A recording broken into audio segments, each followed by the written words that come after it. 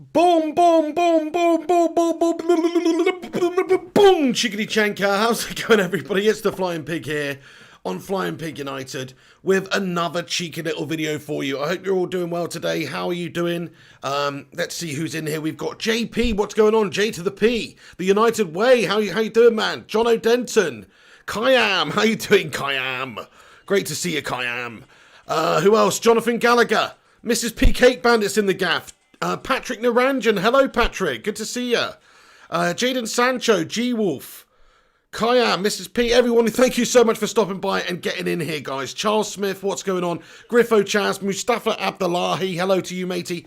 Ibsidat, great to have you all in here. Thanks for stopping by, guys. Please do us a favour, smash that thumbs up button if you have not done so already. Hello, Lanny Boy Official, Gaz Newton, Stephen Lynn, Pavel Brick, G-Wolf. How are you all doing? Thank you so much for stopping by. Sarvulon, Dizzy the Red Devil, Jaden Sancho, Lanny Boy, Arif Ginaja, AJ. Hello, guys. Thank you so much for dropping by and getting in this afternoon stream. So it's the Manchester United transfer update today. We're just talking about all the latest goings on to do with United and our gash-tastic window so far. By the way, I've got a messed up eye. Sorry, I've got a really red eye. So I haven't got pink eye or anything like that. I've just got something in my eye. So, you know, have you ever had a whitehead on your eye, Mary? That's what it looks like at the moment. I've got a proper messed up eye. So sorry about that. Football with Brownie. How you doing? Good to see you today, mate. 21 Nick P. Stephen Duffy. Milmon Dennis. Ella Niglifa, Leonardo Di Stefano, how you doing? He says, recap pig, I've only just started, mate. I've literally only just started, so it's absolutely spot on. But I hope you're all having a good day wherever you're tuning in from in the world. Shout out to you all. Let's have a little discussion about the major news then. So, what did we understand? Dortmund said that they were not going to be doing any more business in this transfer window, didn't they? Oh, that was a lie. They also said Manchester United would not be signing Jaden Sancho. Hopefully that is a lie. Because, look, they've just signed somebody today. They have announced that they have signed another young talent. This time it's Jamie bynoe-gittens, who's a 16-year-old. He comes from Man City's academy. He is seen as one of the greatest prospects of English football. So this is what we understand. Manchester City have sold Jamie bynoe-gittens to Dortmund. He's only 16 years of age. It's another Bellingham situation. But if you're good enough, obviously you're old enough, and Bellingham's only same similar sort of age. So look, when they signed Jaden Sancho, they signed him for when he was 17 from Man City. Very similar situation to Jamie bynoe-gittens. Did Sancho play immediately?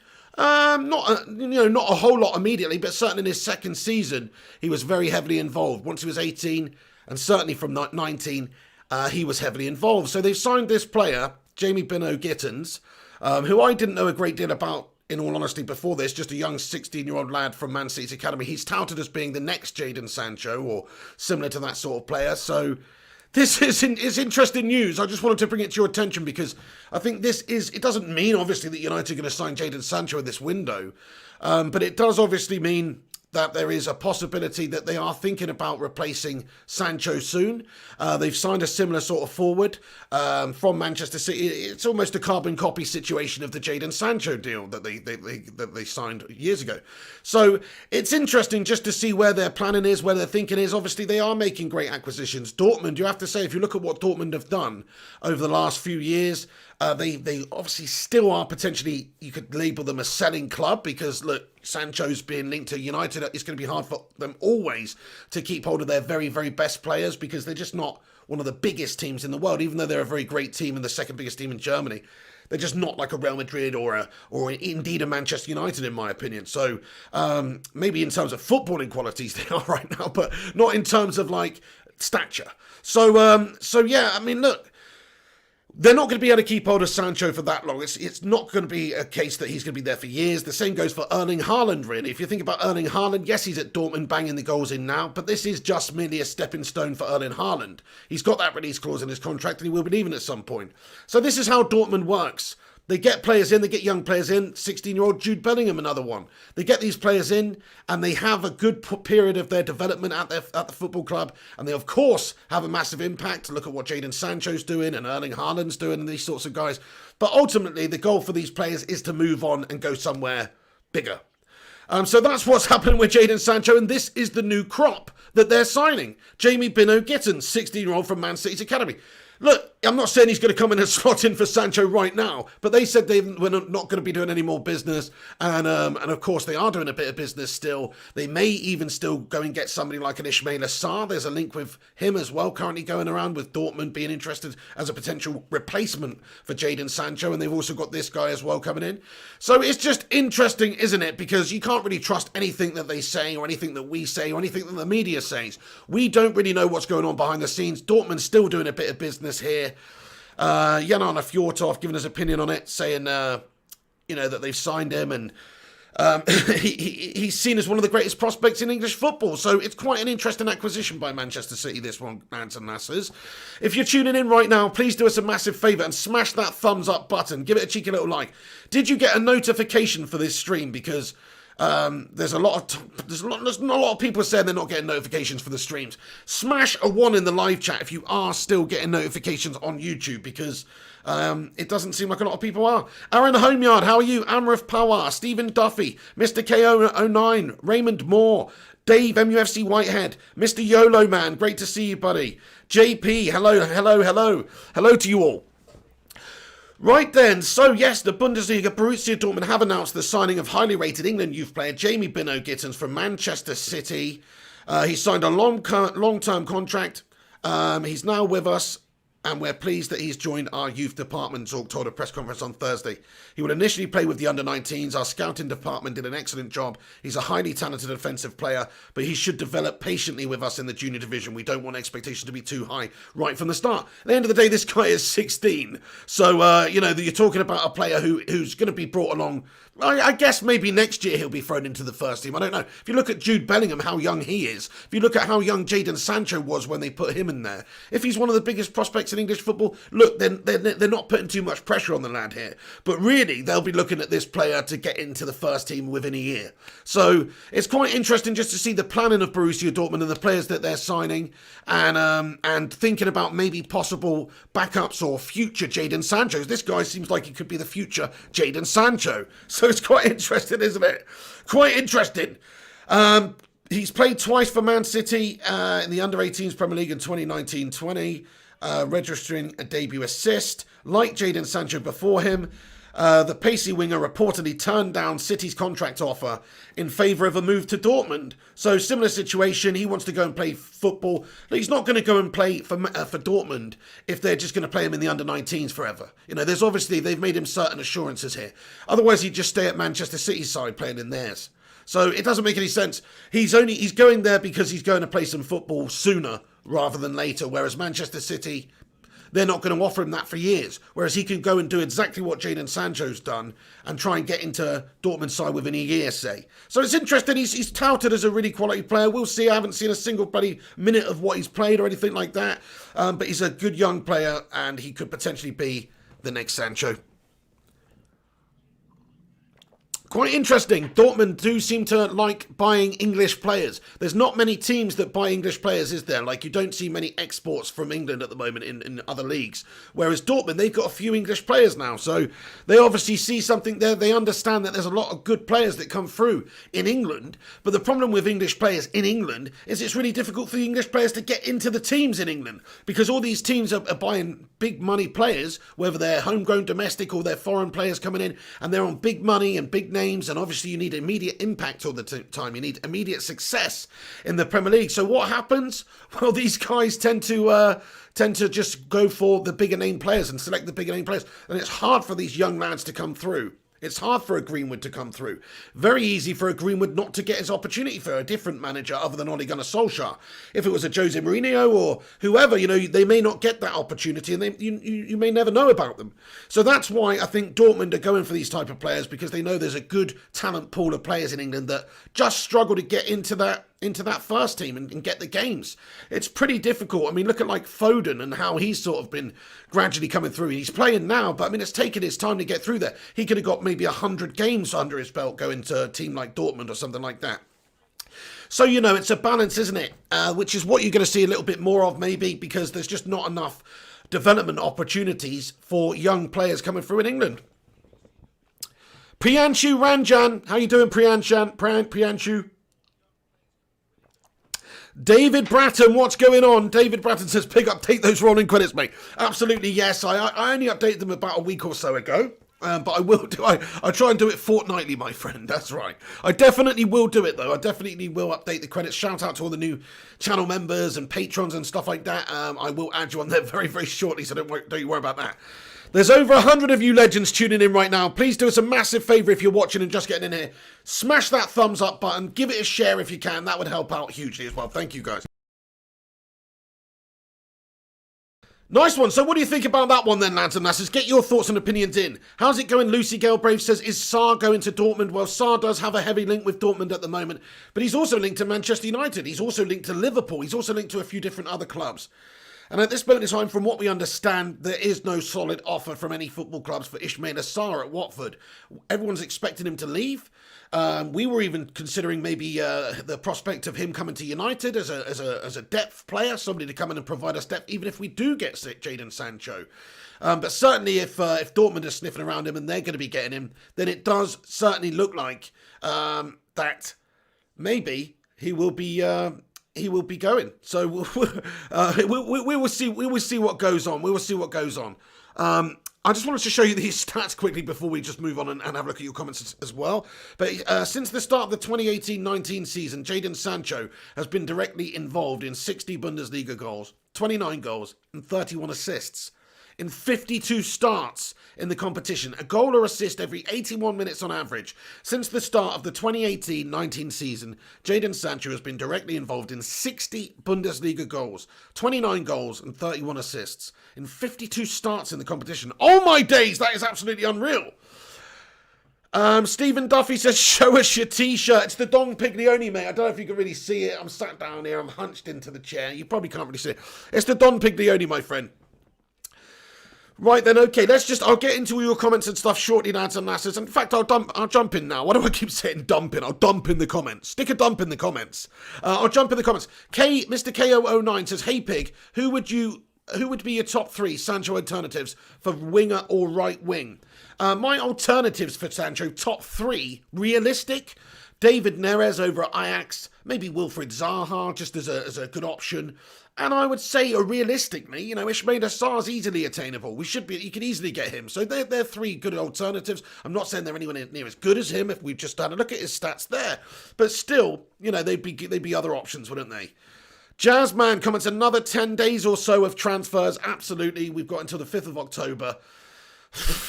Let's hope we get some deals over the line soon, eh?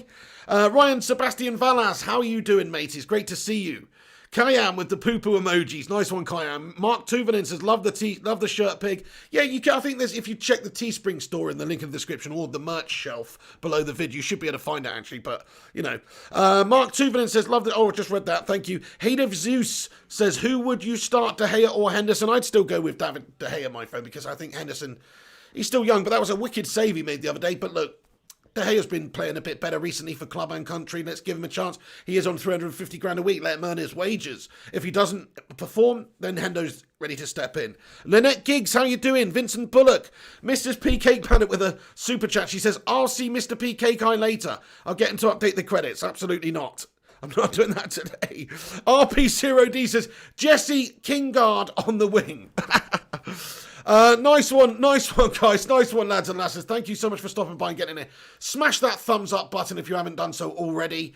Let's have a look at the latest news then to do with Manchester United. So it's quite interesting that Dortmund are signing a young talent when they said all their business was done. I know he's not a big name ready player, but if you look at the Sancho situation, you wouldn't have said he was at 17 either. And it's the same deal. He's come from Manchester City's youth side to Dortmund, and obviously they've earmarked him for some pretty interesting things. And he wouldn't be leaving one youth setup to go to a smaller club, effectively youth setup in a different country, if he wasn't going to get game times and assurances. So it's quite interesting. I'm not saying he's going to be playing right now and come in as an immediate replacement for Sancho, but certainly within a year's time, that's what Dortmund are doing. That's what they're looking at. That's why they're buying young players like Bellingham and Sancho when he was 17 and this guy. It's because they are planning for the future, and they're also trying to get these players when they're in their developmental years. They've got some of the potential best players in the world in their squad in a few years' time. I mean, they're already great young players, but you look at your Haalands, your Sanchos, your Bellinghams, these could be some of the world's leaders in 5, 6, 7 years' time. So Dortmund are doing some pretty interesting things, making strides to try and sign future Sancho. Here he is, a future Sancho. That's exactly what they've signed. Now, he might not be a ready-made Sancho right now, but he's a future Sancho. So it's just interesting that they're making certain acquisitions in this window that maybe, just maybe, give you a little indicator that the Jadon Sancho deal may be on for Manchester United still. We were talking about the possibilities of it being 50-50 and us going back on the last day of the window and trying to go for a low ball offer. And I still think that's the most likely outcome, because you know what United's like, waiting it out, biding their time, trying to push that price down. That's exactly what they'll do to try and get him for cheaper come the end of the window. But certainly this sort of stuff, it does just fill me with a little bit of hope that they are maybe planning just in case if they do lose Jadon Sancho.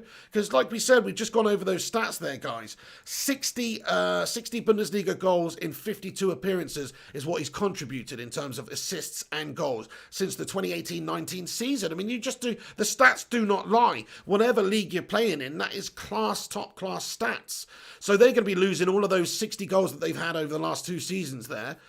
And where they're going to get those goals from, they're going to have to get somebody else in. So it's interesting to see what they're doing, just as a little indicator. I still think they'll have to get a more experienced player in, like an Ismail Assar or somebody who may be a little bit more ready than, obviously, Gittens, because he's going to be 16. It's going to take him a year to break in. But, like I say, though, he wouldn't go and join Dortmund from Manchester City just to play in their youth team as opposed to Manchester City's youth team. That doesn't make any sense.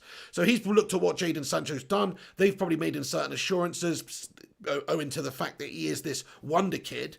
And in the future soon, he'll be featuring, I'd imagine. So, yeah, quite interesting there. Just wanted to bring that all to your attention, lads and lasses. What do you guys think about it then? Give me your thoughts and opinions on Sancho. Do you think it's going... Smash a 1 in the live chat if you think Sancho's coming to United in this window. Smash a 1 in the live chat. Thank you all here for saying happy birthday in advance. By the way, is Ellie in the live chat? I don't know if Ellie's in the live chat, but it's Ellie's birthday today. So happy birthday to Ellie, one of the legendary mods. I don't know if she's in here or not, because she's probably enjoying her birthday. But if she is, if she's not, whatever, smash a birthday cake emoji in the live chat for one of the legendary mods, Ellie. Thank you, everyone. So look, all these 1s and 2s coming through. There's a lot of people that still don't think Sancho's coming. That United family, how's it going? Says 1, yes, nice one, positive about that one. Franklin Dos Santos says 3. Nicholas Kohler says 2. Tukaram Akalish says 2. Jonathan Gallagher 1. There's a bunch of you guys that think that he's coming, but actually most of you don't think he's coming. Judging by that vote there, most of you guys do not think that Jadon Sancho's coming. That's quite interesting. I thought most of you would have said, yes, he is coming. But look, the time is marching on now.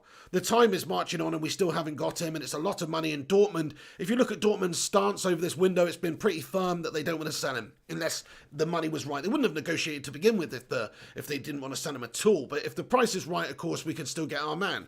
It's how much they can bend and how much they're prepared to come down and how much United are prepared to go up, which is the deal. Hey, Kjetil Hellesund. Kjetil, thanks for stopping in here, and happy birthday to you as well. It's a big one as well, 30, mate. Everybody, you know what to do. Stick those balloons, stick those birthday cake emojis in the live chat there for Kjetil Hellesund, whose birthday it is today as well. He's 30. Thank you for the super chat, dude. Nice one. Happy birthday to you, mate, and love the name. So then, yeah, Jadon Sancho, guys, let's have a little chat about it. Joe McDonough says Sancho will be deadline day transfer. So I'm saying 8. Nice one, Joe McDonough. Yes, there's every possibility that Sancho's not going to be coming until right near the end of the window. If he comes at all, guys, let's not get our hopes up, because we know this football club is a bit of an atrocious mess. Like literally a complete pile of mess when it comes to negotiations, because we have the McCain brothers as the bloody negotiators, the McCain brothers, aka Potato Face Woodward and his partner in crime, Matty Judge. So that's what we've got. We've got the McCain bros. They're like some shit old Wild West gang or something, but instead of guns, they're just like holding like I don't know, like pies or something. It's just basically clowns. So, yeah, it's a nightmare having those guys do the negotiations for our football club. It's always going to be difficult getting players in, and that's why you see Bruno and stuff like that, Maguire and all these guys take so long. We don't necessarily get them at the time when we need them. I do still hope that Jadon Sancho is going to be coming and he's going to be a red by the end of the window. And stuff like this fills me with a little bit of confidence. Because they did say they weren't going to sign any more players. And I know this is for the youth setup, but like I say, they will have made him certain assurances. He's not going to go to Dortmund from Manchester City's youth academy just to play for their youth academy. He'll be getting into their first team much quicker. He's got to earn it, but yeah, he'll be getting into their first team much quicker. They got a Bellingham playing, and he's a young lad. They played Sancho when he was a young lad. This is what Dortmund do. Thank you, guys. Matt Rush in the comments there. He says, subscribe to the channel. Thank you, Matty the Rushmeister. Yeah, if you're just getting in here, by the way, do us a massive favour and smash that thumbs up button. Leave a cheeky little like on the video, lads and lasses. That will give us a massive boost. So please give it a cheeky little thumbs up if you have not done so already. Raymond Moore, how's it going? He says, Sancho is final day signing after we lose 3 games. Oh, man. That's the thing. We've got Brighton coming up, Newcastle coming up. The only new player we've got in so far is Donny, which is great. But it doesn't really help us in the areas that we are lacking in at all. So, look, we've got Greenwood at right wing at the moment, so I'm not too concerned about that anyway, because that guy's a boss. I mean, did you see his performance the other day? He's come on 10, 15 minutes, assisted and scored. The kid's unbelievable. So he's got the abilities now to do that position and that role well for us anyway. But if anything happens to him, we also need just more depth. We need more quality. We've got more competitions to be battling in this season. Well, not more competitions, but more prestigious, harder competitions, such as the Champions League. So it's more difficult for us generally to actually perform in all those competitions overall. And we've only signed Donny van der Beek in this window. And we've got a bunch of gash players. We have loads of hangers-on like Phil No Bones Jones, etc. So it's just a nightmare. There's over 300 of you tuning in right now. Thank you for stopping by. Get your thoughts and opiniones in the comments section about what we're talking about in this vid. We've got a few more topics of transfer updates for you for Manchester United, but we'll just cover this information in regards to the potential for Sancho. Arif Ganijar comments, I still believe Sancho will come late last minute. Yeah, that's the thing, man. I mean, it's probably going to take a while. I don't imagine them announcing this in a few days. I mean, look, you might have seen some bloody, some stuff about Alex Telles today being like, here we go. You may have seen it on the United brand, right? It's like, that's just not true at this stage. Like, it might, that basically is implying that it's done. That's just sort of misleading people, Classic. But really, like, it's not done yet. It might take a couple of days. It might take a week. But it's not here we go time yet, lads and lasses, as far as I'm concerned with Alex Telles either. So, there's a lot of gash around is what I'm saying. There's a lot of gash stuff around, a lot of clickbait around. Anyway, Sadie Ahmed says, I just want the Deadwoods to leave my club. Absolutely, Sadie. You're spot on about that one. Ellie's in the house. Here she is. Happy birthday. Happy birthday. Anyway, enough of that. But everybody stick your birthday cakes in there for Ellie. And happy birthday, Ellie. Hope you're having a great day. Yannicka Victorin says, how are you doing, Ellie? Thank you very much, Yannicka, for getting in here too. Charlie MUFC ST says, happy birthday, Ellie. Legends, lads and lasses. What a great community we got here. Thank you, guys. So then, Jadon Sancho to Manchester United, still 50-50. The offer's, still not official. There's no movement from either side at this moment in time. Manchester United, well, from what we know of anyway, it'll probably all be done pretty hush-hush, this one, because of the public mess and public indecency that it was at the start of the window, with all this speculation about, what the type of deal was, and the fact it was all being leaked to the media, and the fact that everybody had egg on their face on that deal, really, at the start of the window. So I think everybody wants to get this done hush-hush. Everybody wants to try and keep it as quiet as possible. Either that, or Dortmund just genuinely do not want to sell, and United will swoop in, come the end of the window, and potentially put in a new offer, and whether or not it gets accepted or rejected, we'll have to see. But that's what it is. United don't want to pay 120 million for Sancho. Of course they don't, and it is an overpriced amount, really, for the player. He's a £90 million player, in my opinion, if you look at what other players have gone for in this window. He is a £90 million player, but you have to pay a premium to Dortmund to get him. The thing is, they'll probably go in last day of the window and offer like I don't know. I'm guessing like 100 million total, maybe 80 million up front, maybe 20 million down the road, which isn't too much less than what Dortmund want, and maybe they'll accept it. But Dortmund don't have to accept it because they've got themselves a wicked player who's contributed 60 goals in 52 starts in terms of goals and assists over the last 2 seasons. It's ridiculous. He's putting up crazy numbers. So if they keep him for another year, they're laughing either way.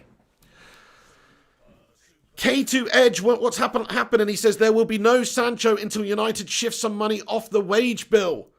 Nice one, yeah. I mean, that's a good point. We do have a lot of gash in our club, but I mean, we did get Sanchez off of our wages this summer. I mean, that's big. That's hundreds of thousands of pounds a week saved right there. So I don't really buy that because that amounts to 20 million a year or somewhere around that. That's 15, 20 million a year saving right there, getting Sancho off of our books, even if we are paying a percentage because his wages were $500,000 a week. So, yeah, that's a big saving right there. So there's no excuses in that department. But you are right. We do have a lot of hangers-on. We do have a lot of players that are just like surplus to requirements and just paid too much and we can't get rid of because they're paid too much and they're not good enough. And we'll get onto that in a little bit.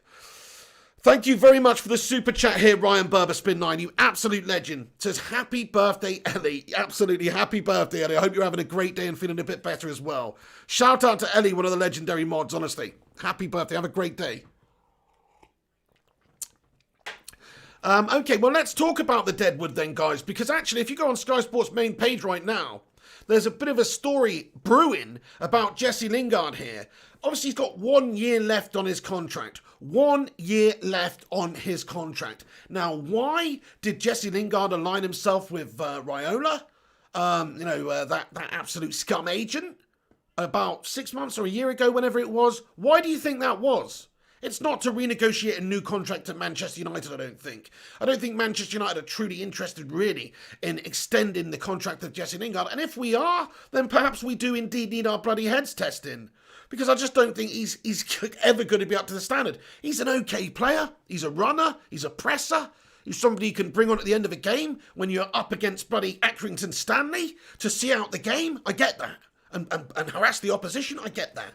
But in terms of actual footballing qualities, I think that game the other day showed that again. Yeah, he was lively. He actually did have a good game for him, to be perfectly honest with you, but he still didn't create or do all that much. Like, yeah, I mean, maybe I was being a bit harsh, but I just haven't seen anything from him. If you look at his stats, they're absolutely laughable for years. Like, you wouldn't understand how he gets in the team with scoring 2 goals in the whole of the last season in all competitions and the amount of minutes that he played. Like, he's useless, man. And no assists, 0 assists. What does he bring to the team? He doesn't bring anything to the team. So I don't think they should be looking at renewing a contract, even if he's got 1 year on the contract left, right? I mean, look, let's just have a vote. Smash a 1 in the live chat if you think this is the time for Jesse Lingard to leave Manchester United. Smash a 1 in the live chat if you think this is the time for Jesse Lingard to leave Manchester United. Oh, man. Shout out Isaac Amyamang. Shout out VK Dean. Says, whole window has been a shambles. The way the club has been run is ridiculous. The contracts we've handed out over the last 10 years. Oh, 100% agree with you, VK Dean. Tukarim Akilish, how are you doing? Evil 9, hello. Arif Ganejar. Look at all these ones coming in the live chat. We love it. We love it. I love to see it. That's the only reason I do it, because I know they're going to be a shitload of ones. Mrs. P. Cake Bunny with a super chat says, happy birthday, beautiful Ellie. Such a legend. How nice of Mrs. P there. Happy birthday once again to Ellie. Look at all that coming in the live chat. It's obvious. It's obvious that he's had his time. But look, like I said, a little while ago, he aligned himself with a new agent. It's not to get, Pepsi Cola deals, the taste of a new generation adverts and all that shit. Well, that's like from the 80s or something now. But anyway, you know what I mean? Like, it's not about that. It's about, it's about trying to move away, I think. Jesse wants to move away. He wants to get a move away somewhere. You know it's going to be somewhere that's quite, what's the word? I'd say cosmopolitan in the sense, or like, prestigious maybe, Hollywood, whatever you want to call it, maybe into Miami. I'm just kidding, but that would actually suit him. He'd probably smash it up in the MLS, actually. That would make a lot of sense. Go to the MLS, Jesse. That makes pure sense. Honestly, it really does. But no, he probably should go to, like, I'm thinking Serie A. I'm thinking one of the clubs like Inter, which is just our drop-off, our scrapyard, basically. It's basically our scrapyard for players, because all of our shit players end up going there and do well, pretty much, over in Serie A in general. So yeah, maybe a Serie A side, because they do have a lot of prestige and a big profile, a lot of these clubs, you know. Jesse Lingard, he could actually be that man who, when he retires, owing to the fact that I guess he is good at what he does in the terms of that he's a lively, energetic presser of a player, but he doesn't really have the footballing brain to go with it. But, you know, he's quite a useful player. Managers like him. There was talks of Tottenham being interested in him a little while ago. Don't know why. But, you know, Mourinho certainly liked him back in the day, liked to use him to press and get at players, get at teams, oppositions and stuff like that. So people do like Jesse Lingard. Some managers do rate Jesse Lingard, but I don't. But he could still play for a time. He could finish his career having played for Manchester United, won a bunch of things, and maybe playing for like AC Milan or something like that, or Inter Milan. Like, he could finish his career with a wicked career, man. And for somebody who's so bang average, that is mental. So fair play to Jesse, man. You know, he's got a long way on not very much talent, in my opinion. I mean, that's just my opinion. I'm not saying he's a bad player. He's actually a good player. He's actually done some good things for United over the years. In terms of percentages of footballers on the planet, he's in the top 1%, of course. But in terms of the top elite, he's nowhere near. He's nowhere near the standard of a Manchester United player. So I don't see why we would persevere with him. If Solskjaer offers him a new contract, or if Man United offer him a new contract, I'm going to be honest, I know it's an asset, and do you want to let your asset leave for free, especially if no other club wants to come in for him? No, you don't. You really don't. But if we offer him a contract, it's just to keep hold of our asset. It's not because we actually want him as a player, I don't think. And I would seriously question Manchester United if we offered him a new deal. So he's got a year left on his contract. We've got an option for a further year, remember? So we actually do have an option for a further year. We could have him signed up and extended that contract if we so wish, which I don't think we should do, guys. Remember, this guy's on, what is he on, £120,000 a week or somewhere in that region? That's a ridiculous amount of money to be paying somebody of Jesse Lingard's quality and the contribution that he has in the side, which is basically nothing. This last season was basically nothing. Okay, he pinched the ball off Kasper Schmeichel the end of that game in Leicester and put one in. That's his whole contribution to the season. He actually scored the last goal of the Premier League campaign as well, ironically, just to seal it off in the history books. But, you know, he's absolutely guff. He's done nothing for us. And I know he's had personal issues, and I don't want to attack him personally. I'm just saying, from a footballing point of view, he's ridiculously bad. So I wouldn't want to see him extended. I wouldn't want his contract extended at the football club. I would just like to see him either part ways come the end of the deal, because he's on big money, and that would be a significant saving, and let him be a free agent and go and do the business. Or what I'd most like to see happen is for somebody to come in this window and give us, you know, 5, 10, 12 million pounds, whatever it would be, just a token amount for Jesse Lingard to come and take him off of us and go and play for them, whoever it is. You know, who do you think would be a good destination for Jesse Lingard? Get your teams in. Where do you think is the most realistic destination that Jesse could possibly go? There was that Tottenham link. You know, I don't think that's that realistic. Why the bloody hell would they want him? But he is available cheap, really, because he's got not long left on a contract. He does bring a certain amount of that social media player vibe to the table. He is a social media player. He does have a big sizable social media following, all that stuff. He's marketable, he's commercial in that sense. People love him. Kids love Jesse Lingard, honestly. Kids love him. They love his character and stuff. And he's a likeable guy, you know. If I was around the dressing room, I'd probably be quite warm to Jesse as well, because he's just a positive, outgoing, smiley person. He might be a little bit annoying. That definitely springs to mind, you know. He's definitely a little bit annoying, but he's still definitely a likeable guy, okay? So some of you may disagree with that, but I think he is. So, yeah. So there's that as well. Hey, Gungshi's in the gaff. How you doing there, Gungshi? He says, happy birthday, Ellie. Stephen Duffy says, hope you're good as well, Gungshi, today, mate. Thank you for stopping by and getting in here, buddy. From Taiwan, our man in Taiwan. Thank you, Gungers. Stephen Duffy says, Southampton for Lingard. Yeah, you know, somewhere like that would be good. Will says, I'm supposed to be working. Well, you come in here at a good time, Will, because we're talking about Jesse Lingard. Jesse Shingard, a.k.a. the carrier pigeon. Because he looks a bit like a pigeon, and he's, of course, been carried by Manchester United for the last few years. That's why I call him the carrier pigeon. Gungshi says Kettering Town Pig. That's the destination, really, that makes the most sense, in all honesty. That would be quite funny, though, if Jesse Lingard just had no offers come in for him, and then he had to leave at the end of the year or the end of the contract, and then nobody's offering them the same sort of money that he was getting. I mean, I still think a Premier League team or somebody would come in with... I was going to say it'd be funny if he ended up like in the Championship, but it actually wouldn't be funny. I hope he has a good career after United. But I still think Serie A, somewhere like that, even the MLS, like it's quite a high-profile place to go and play your football is the MLS. He could play for the LA Galaxy or he could play for Inter Miami and these, it's all these Hollywood names. Obviously, LA Galaxy's the most Hollywood because it's near there. But, because it is there. But the thing is, he could go to somewhere like that, get all the adoration, and actually be a really good quality player for that league. Like, I personally think if Jesse Lingard went to the MLS, he would be a star over there. I think he would boss it. Correct me if I'm wrong. Smash a 1 in the live chat if you think Jesse would tear up the MLS.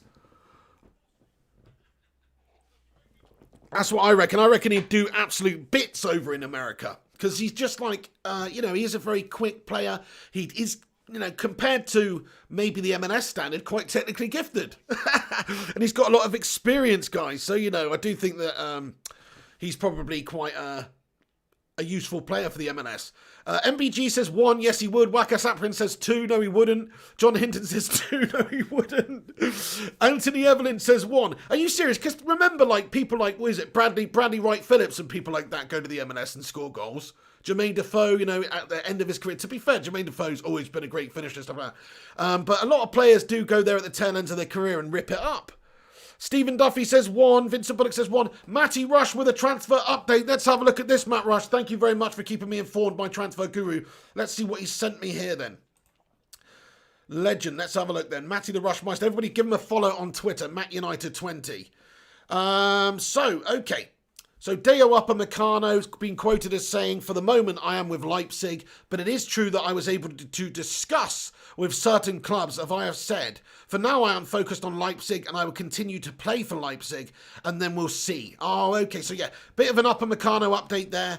Upamecano's a player that United should be looking to sign this summer. He said he's actually been discussing with certain clubs. He says, I was able to discuss with certain clubs. And the way he's also said that, he says, for the moment I'm a Leipzig player. That is true. But I was able to discuss with certain clubs. As I said, for now, I'm focused on Leipzig and I will continue to play for Leipzig. So that's quite interesting. Who's been talking to Deo Upamecano, lads and lasses, eh? That is an interesting one. Thank you very much for the update there, Matt Rush. Hopefully it's Manchester United. Hopefully it is Manchester United who's gone in for Deo. Daylight comes, me want the Upamecano. That's who we want. We want Deo Upamecano. And plus we could just do that chant as well. That's the best chant. Well, it's not, but, we could do that chant. I love that. Something like that. Anyway, not that. Thank you so much for that, Matty Rush, for the update there. Yes, we should just get Deo Upamecano in. Of course we should. For the moment, he's a Leipzig player. He said he's been able to talk with other clubs. I hope it's not. I hope it is Man United. Because I'd be gutted if Deo Upamecano went and signed for Poxy, Chelsea or somebody else. At this moment in time, I'd be gutted because I do think he's the next quality player when it comes to really quality centre-backs, 21 years of age, getting better. He's got a lot of potential. He's shown a lot of that already at 21. And you know what? Defenders, it's one of those. You get the mental experience and you get better. You improve in your latter years. The best defenders are 26 to 32. So the fact he's as good as he is already goes to show you what a great player he could potentially go on and be. So that's interesting news, Matt Rush, the fact that he has said that he's been able to talk to a couple of different clubs and that for the moment he's an RB Leipzig player. Let's just hope that United have the bottle and the wherewithal to go and try and get him if he has been talking to other clubs, because United should be one of those clubs that he's been talking to. But unfortunately, because of the pursuit of Jadon Sancho, that almost sounds like a movie, a shit movie starring Will Smith, doesn't it? The Pursuit of Jadon Sancho. I'm not saying Pursuit of Happiness is not a good movie. That's a sick movie. It's a good movie. I'm just saying that would be a shit movie, wouldn't it? The Pursuit of Jadon Sancho, starring Will Smith as Ed Woodward. But either way, it would be shit, is what I'm saying. So look, Deo Upamecano, I would love to see it. Do I think United are going to realistically do it? No, only really if Jadon Sancho falls through. If that deal's no longer alive or available, then yes, Deo Upamecano should become our number one top priority, my friends. Absolutely. There's over 400 of you guys tuning in right now. Thank you, everybody who's watching this video. Great to see you all today. Hopefully you're getting the notifications. Please do us a massive favour if you have just got in here. Smash that thumbs up button, lads and lasses. Leave a cheeky little like on the video. That will boost this stream up and help us compete with some of the clickbait merchants up the top there. Gungshi says, not too bad, Ellie. Recovering after going out yesterday. How are you today? I hope you are having a wicked birthday, Eddie.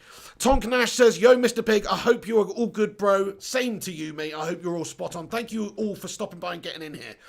So, yes, just to give everybody an update, there's over 400 of you now. To give you all an update, I would like to just give you the rundown of what we've discussed in this video. Dortmund have signed a new player.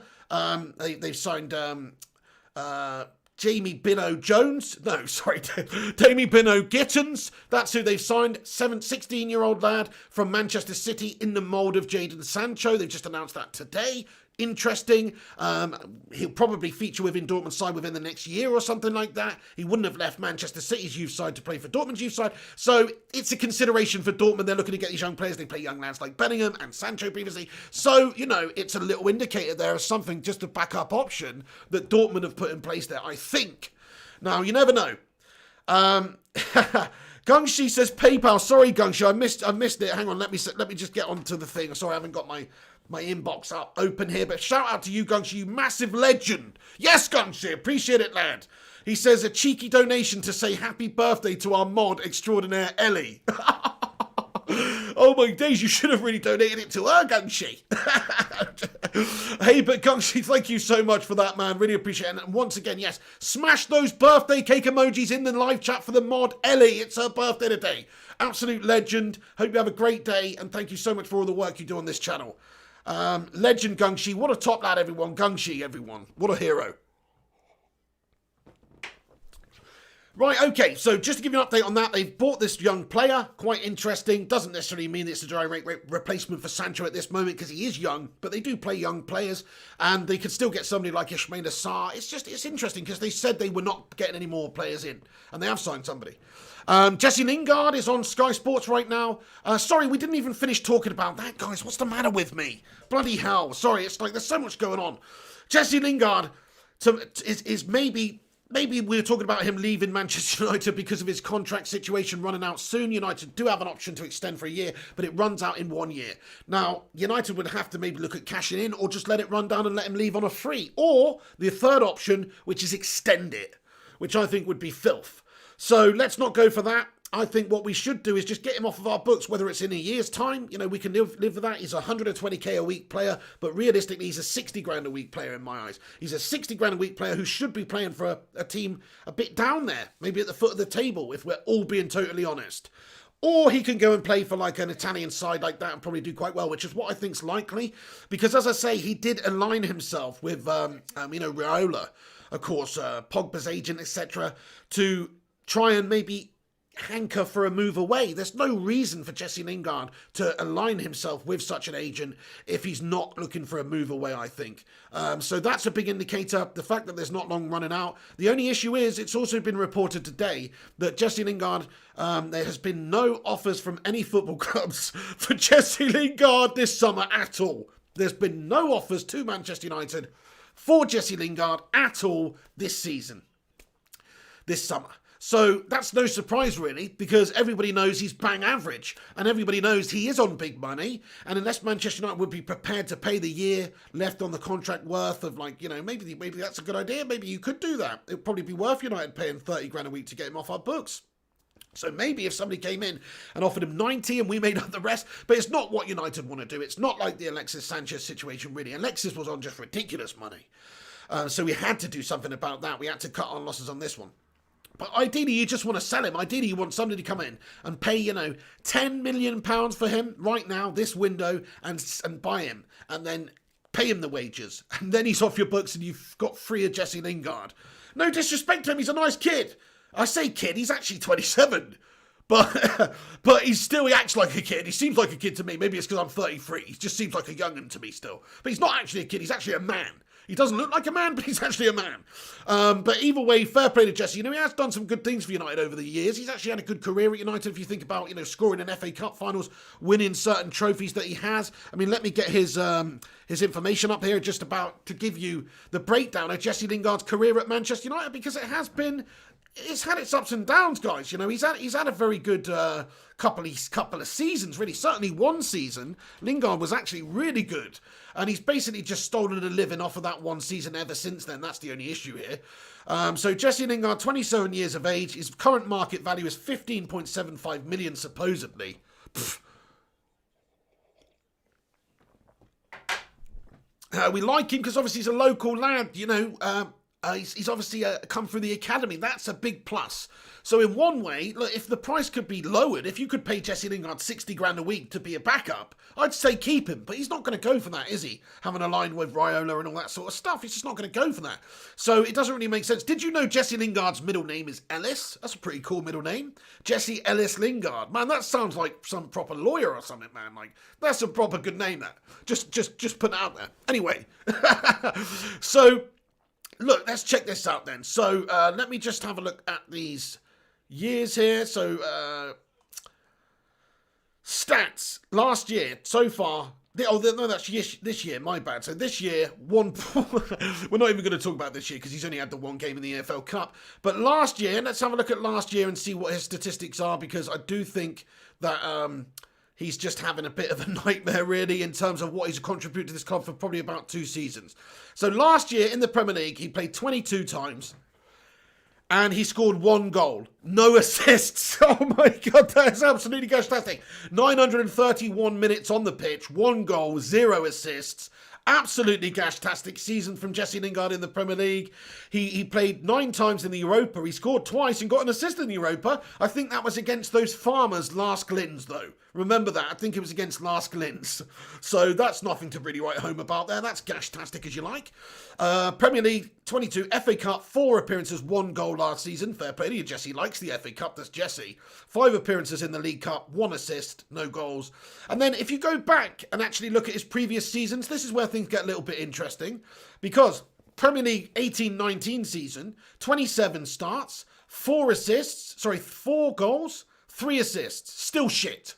But better, definitely better than the last season. 27 starts, 4 goals, 3 assists, 1,668 minutes on the pitch. Still shit, but better than this season, definitely.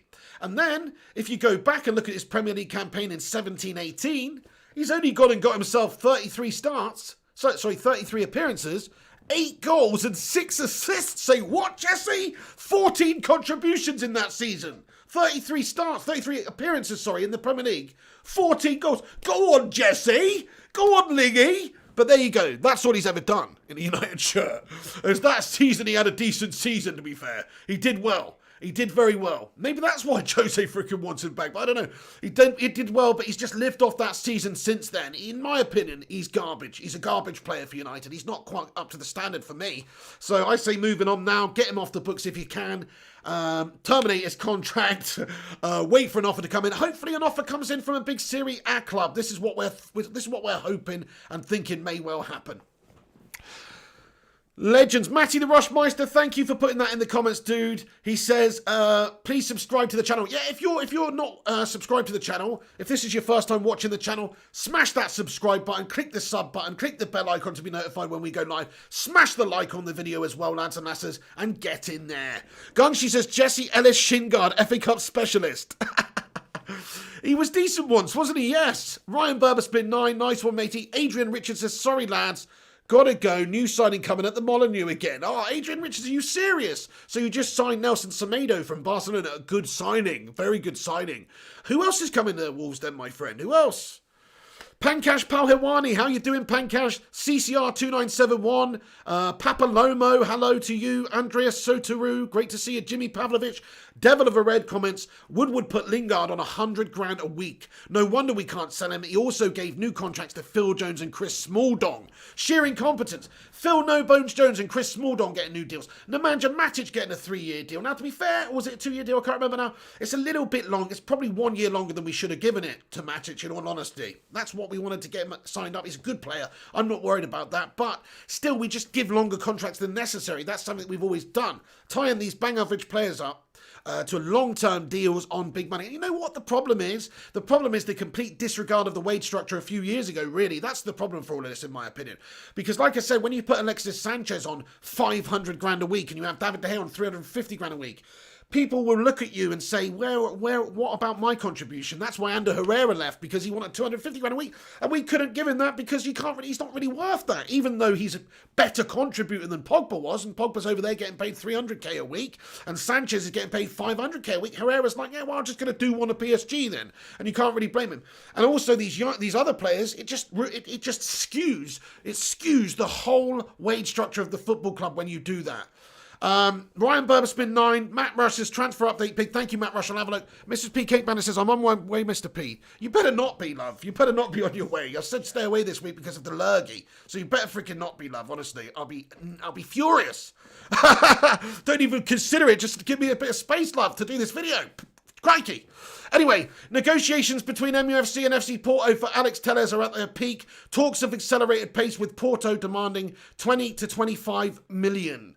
20 to 25 million. So that's quite interesting. Negotiations between MUFC for Porto and Alex Telles are at their peak. Talks have accelerated pace. Yeah, I mean, look, we're not going to talk about the Alex Telles deal. If you want to hear that the deal is done, go and watch some of the clickbait channels. You know, the deal is not done at this moment in time. It's not a done deal right now.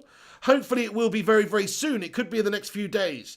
But it also could be a little bit longer than that. So let's wait around. I mean, the facts are the facts. We have not agreed a deal yet with Porto that both parties are happy about. We're still in negotiations with them. That's what we understand at this point. Unless we've agreed this deal with them now, recently. Still, there is nothing concrete there in terms of an agreed figure. So in terms of medical, in terms of paperwork and all that kind of thing, that's all going to get done after there's an announcement that the two teams have reached an agreement. So we'll see, won't we? But it's probably not going to be in the next couple of days. Thank you, Vabash Kumar. He says, you're a great YouTuber. Cheers, Vabash. Nigel Mags, what's going on, bro? Papalomo says, buy a new player after we clear out all the seniors. Anthony Evans says, United needs a football manager, but the management is deluded. Absolutely bloody spot on. So then, thank you for the update here. Sancho news. So Manchester United are still in talks to sign Jadon Sancho from Borussia Dortmund before the October 5th deadline. This is from Laurie Whitwell. Quite interesting. Yeah, I mean, look, we're still in... Yeah, that's it. So news, bit of news there. It looks like we are still in talks with Dortmund, but it's probably just going to be at the end of the window. We've already sort of given our thoughts on this, and it seems like it's playing out that way.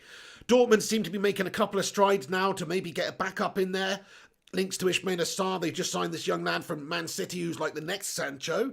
So that's interesting. Also, you know, we've been talking about this for ages now. Sancho wants to come to Manchester United. He's made it clear, the media's made it clear on Sancho's behalf. He's been professional, but everybody knows that Sancho wants to come to play at Manchester United in this window. Everybody knows that. Dortmund are aware of that. Look, he is going to be professional and carry on and score those goals and provide those assists that he has done if he stays, because he just seems like that sort of lad. That's why he went there in the first place from City, because he wants to play football. So he's not going to throw his toys out the pram. He will be professional even if United can't get this deal agreed. But it's still looking like 50-50 that United could get him. I think maybe even, 60-40 now, depending on what sort of movements you see from Dortmund in the next coming week in terms of transfers. And they've also just signed a new player. So it's interesting to see. They did say they had all their business done, and yet they've signed the new Jadon Sancho. That's exactly who they've signed.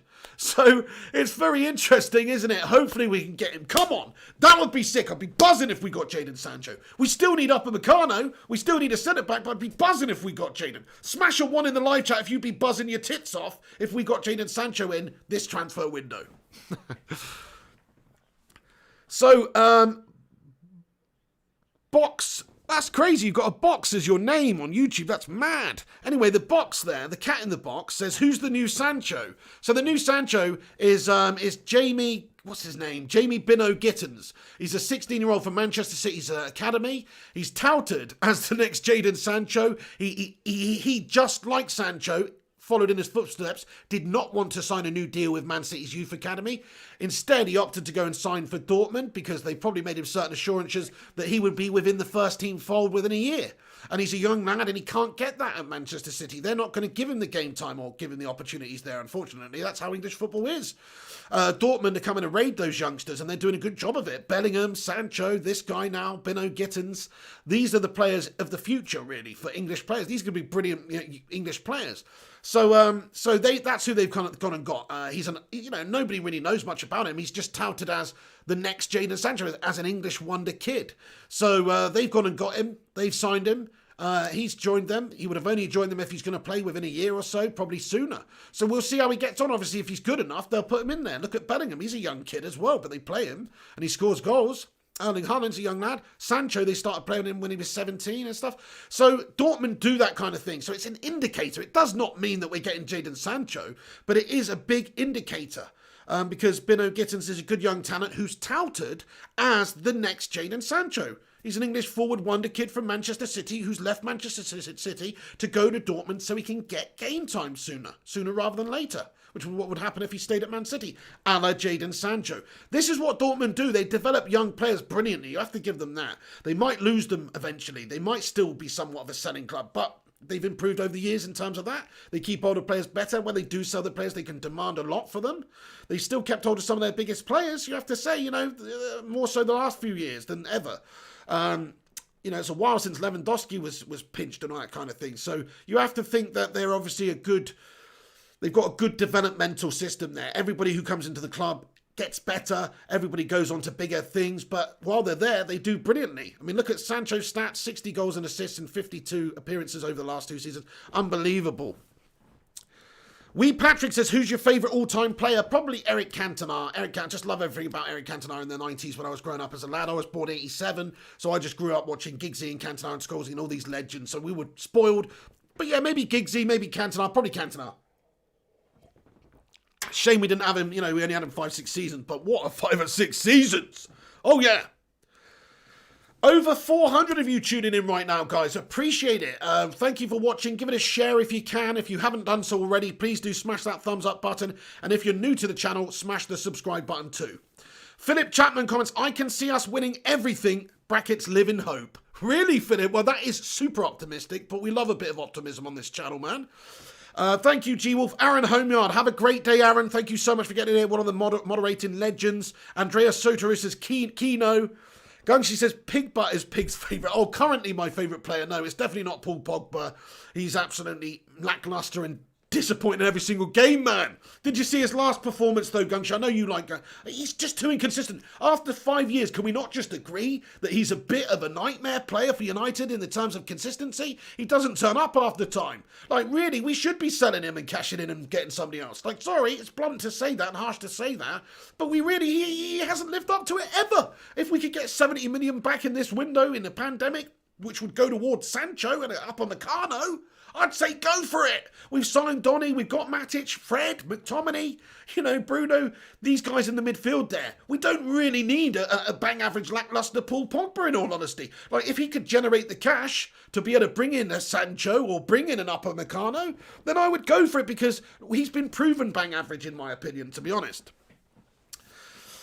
Jassy says, any Sancho news? So there's a little bit of Sancho information. I mean, from what we understand here, Laurie Whitwell's reporting today that Manchester United are still in talks to sign Jadon Sancho from Borussia Dortmund before the October 5th deadline. So we're still believing in the process here. We have to believe in the process that they're going to hang on to the end of the window and put in a lower offer, and Dortmund will bend because they want the money, and they will accept a bit less when they know that they're going to not be able to sell him for another few months or a year. So that's the plan at Manchester United. It's always the plan at Manchester United. We never get players in early and get the preparation done before the season. Well, that's not true, actually. We did it much better last year, but still, it was not up to, it's still just, we're not good at that. If you look at like Chelsea, they get their business done in bloody May and June and July and shit like that. United don't do that. So it's a bit of an issue. I mean, they signed Ziyech in May before this window's even open and stuff like that. They got it done behind the scenes and obviously to be announced when the window opened. That's how Chelsea operates, and they can operate that way, I guess, because they've got the money. And of course, the owner that wants to actually invest in the team and get the players in early so the manager can prepare for the season, because he actually wants the team to win. Like, Roman Abramovich actually wants Chelsea to win the league, believe it or not. That's crazy. That's mad, isn't it? To think that that's what your owners should want. But that is the situation, That's the situation at United. Our owners just want us to compete for top 4. So that's the difference. They just want that Champions League money still coming in. And they're not prepared to make that extra step to challenge for the title. that's obvious. Otherwise, they would have signed more players earlier in this window and given Ole Gunnar the backing and given him the preparation required for the start of the season, which we have not got. All we've got is a tumultuous start to the season. All we've got is question marks hanging over us. We don't know what United's going to turn up against Brighton at the weekend. We're not in confidence. We're not in a good run of form. Players are not confident going into that one. Don't tell me they are. On the back of a 3-0 win against Luton Town. No, that's not going to be the confidence boost that we need, especially after that loss that we had against Palace. So it's going to be a tough game, that Brighton game. Brighton are looking decent, man. And United have not prepared for this season, and it's all our owners and board's fault being so shite at negotiations and doing what they're doing, which is what they're doing is dragging it out. We should have had Tellez a week ago, guys, as well. Like, he was ready to come. We could have just got him, but no, we have to try and get him for 20 to 25 million euros when they probably would settle for like 29 million euros or something like that. And yeah, we're paying a little bit more, but just to get him in there for next game, just to get him in there to allow Ollie to prepare makes so much more sense than what we've done, which is try and drive the price down by playing silly buggers, by waiting and holding on and pushing it to the last moments of the window and just taking longer with Tellez. Like, Tellez, I hope is going to happen in the next couple of days. I still think it should happen in the next couple of days because we should get the negotiations agreed. But if we don't, then it's no surprise to me if it goes to the end of the window. But certainly for Sancho, that's going to the end of the window, lads and lasses. That's not going to be anytime soon. That'll be right near the end of the window, if at all. If that deal's going to happen, it'll be right at the end of the window, simply because United want to try and drive that price down a little bit. Dortmund may turn around and say, piss off, we're not selling him for any less than we've already said. You negotiated with us at the start of the window. We told you as much then. He's a £120 million player. That's what we want. Or euros. That's what we want. If you're not prepared to pay that, do one. They still may turn around and say that, in which case United will then go and panic buy a whole bunch of other players, which, might not be the worst thing in the world. If we suddenly decided, yeah, we better go and get Upamecano to strengthen the centre-back position. Oh, we better get David Neres from Ajax then because he's a good right-winger option instead of Sancho, or go and get, a left back and then maybe another CDM, Thomas Partey, whoever, because you'd have a lot of money free if you're not going to spend that 100-odd million that you're going to on Sancho. Matt Rush, thank you so much for the like update, bro. He says we've got 197 likes. Come on, my son, get in there. In fact, we've just smashed 200 likes, lads and lasses. Thank you to everybody that's watching and getting involved and tuning in for today's show, for the Transfer News Update, Manchester United show. We do this every day at around about 2:33 p.m. and also 9:30 p.m. in the evening during the transfer window, just to give you an update of what's going on at Manchester United. So please do us a favour if you're tuning in and hit that thumbs up button. That will help this channel out and help this stream out and give it a boost. Thank you so much to everybody that does. Also, if you're new to the channel, smash that subscribe button. We're on our way to 30k subscribers. We're trying to keep it real. No bullshit on this channel, We just talk about the facts. We talk about the facts. Nothing's done until it's done on this channel, lads and lasses, and that's how we like to roll. Constant Salige, what's going on? He says, all managers except Van Gaal were absolutely abysmal. Well, Jose Mourinho had this season too, but apart from those, I wonder how Sir Alex Ferguson is not dead already. Yeah, well, fair play. He probably is not too happy with the current situation at the club. It's obvious, and he knows that the Glazers are shackling us. He's trying to help Solskjaer out as best as possible. But yeah, it was always going to be horrible losing Sir Alex Ferguson. So there you go, guys. Little bit of a transfer update. There's a bit of other information I'll just get through quickly before we get back to the United stuff and see what all you guys think about it. So far, no offers made for Jesse Lingard at all. But Jesse Lingard does have a year left on his contract. That's running out. And we should try and look to get rid of him. James Rodriguez has come out and said, I think there was some kind of talk there. My manager, this is in regards to whether or not he should have signed, he was maybe being considered for Manchester United, because obviously Everton got James Rodriguez for a very cheap price, didn't they? And he's obviously a very good player. He says, I think there was some kind of talk there. My manager, George Mendes, has a great relationship with the club United. We always dreamed of getting in a big club, and since I was a child, I always admired MUFC. He says, I always saw those teams with Ferdinand together with Giggs and Scholes. There were a lot of prodigious players, and I wanted to get in there that year, but it didn't happen. I thought I had to play for a club that wasn't so big. So I don't know actually whether this quote is in regards to an old link or a current link that we had. To be honest, it doesn't actually say. But it's interesting, just James Rodriguez linked to Manchester United. What do you think about that? It's a great signing for Everton, really, isn't it? I mean, it's such a shame that we just are not signed to big-name players anymore. I know he was somewhat of a risky signing, but it's not really proven out to be at the moment for Everton. He's looking really good. So, yeah. But basically, what we're trying to do at this moment in time is we are trying to drive the price down on Porto's left back Alex Telles, 27-year-old's out of contract next summer, but we're still apart on the valuation. So we're looking maybe 23, 25 million euros. They want a bit more than that. We'll see if we can reach an agreement. Also, just to give you an update, Zlatan Ibrahimovic has tested positive for COVID-19. Actually, COVID-19 has tested positive for Zlatan Ibrahimovic. Everybody's made that joke, but it is the first joke that comes to mind, isn't it? COVID-19 has tested positive for Zlatan Ibrahimovic. So that's interesting, isn't it? He's actually, hopefully, get well soon, Zlatan.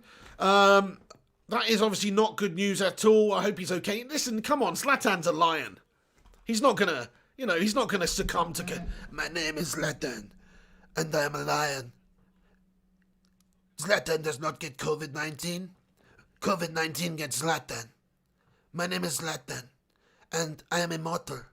I do not succumb to such mere mortal diseases such as COVID-19. My name is Zlatan. If I put my head forward and sort of go at an angle, maybe you could sort of think I am Zlatan. But anyway, no, Zlatan's a bloody legend, isn't he? But get well soon, Zlatan. I just wanted to say, because he's an absolute freaking legend. Absolutely. Gungshi says Zlatan will kick COVID's ass. You're right about that. If ever there's a human that's built to defeat COVID-19, it's Zlatan Ibrahimovic, in all honesty. That guy's an absolute beast, isn't he? He's built like a brick shithouse, to be fair, for a footballer anyway, for somebody who moves like he does. He's pretty nutty. Anyway, so yeah, COVID-19, that's unfortunate. But yes, also Deo Upamecano speaks out about Manchester United. The link, as he said, as I said, for now I'm focused on Leipzig and I will continue to play for Leipzig. Then we will see. You never know what can happen in football in a season. So it's quite interesting because he is basically said that, and he also said that he's talked to a couple of other clubs. He's been allowed to talk to a couple of clubs in this window. So that's a direct quote. It's interesting to see what comes of that, if it's United, if it's anything. He says, for now, I'm an RB Leipzig player. So it's quite interesting, Upamecano coming out with that quote. Sam O'Connor says, bit of a Zlatan look going on there, pig, all right. Zlatan and the pig, we are lions.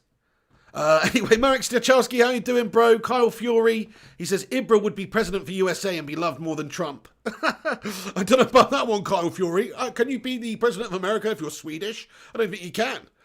Sanket Vegancast says Zlatan doesn't do auditions. Absolutely. Zlatan doesn't do viruses. ZZ says, Pig, you look like Leeds players today. What the hell does that mean, bro? I look like Leeds players. Don't tell me I look like Leeds players. That's a massive insult, bro. I don't look like Leeds players. Samuel Lim, he says, hello, mate. How you doing, Samuel Lim? Cindy Collector, great to see you. Says, okay, take care. Well, have a great day, Cindy Collector. I hope you're all good. He says, thanks for the update, Pig. Good show. No agendas or bullcrap. Thank you so much, dude. Hugo Plays. I love your comment, Hugo Plays. He comments, sell Pogba and buy Goretzka. Yeah. Yeah, then we could. Yeah, there you go. That's it. I mean, we could generate a lot of cash from getting rid of Paul Pogba.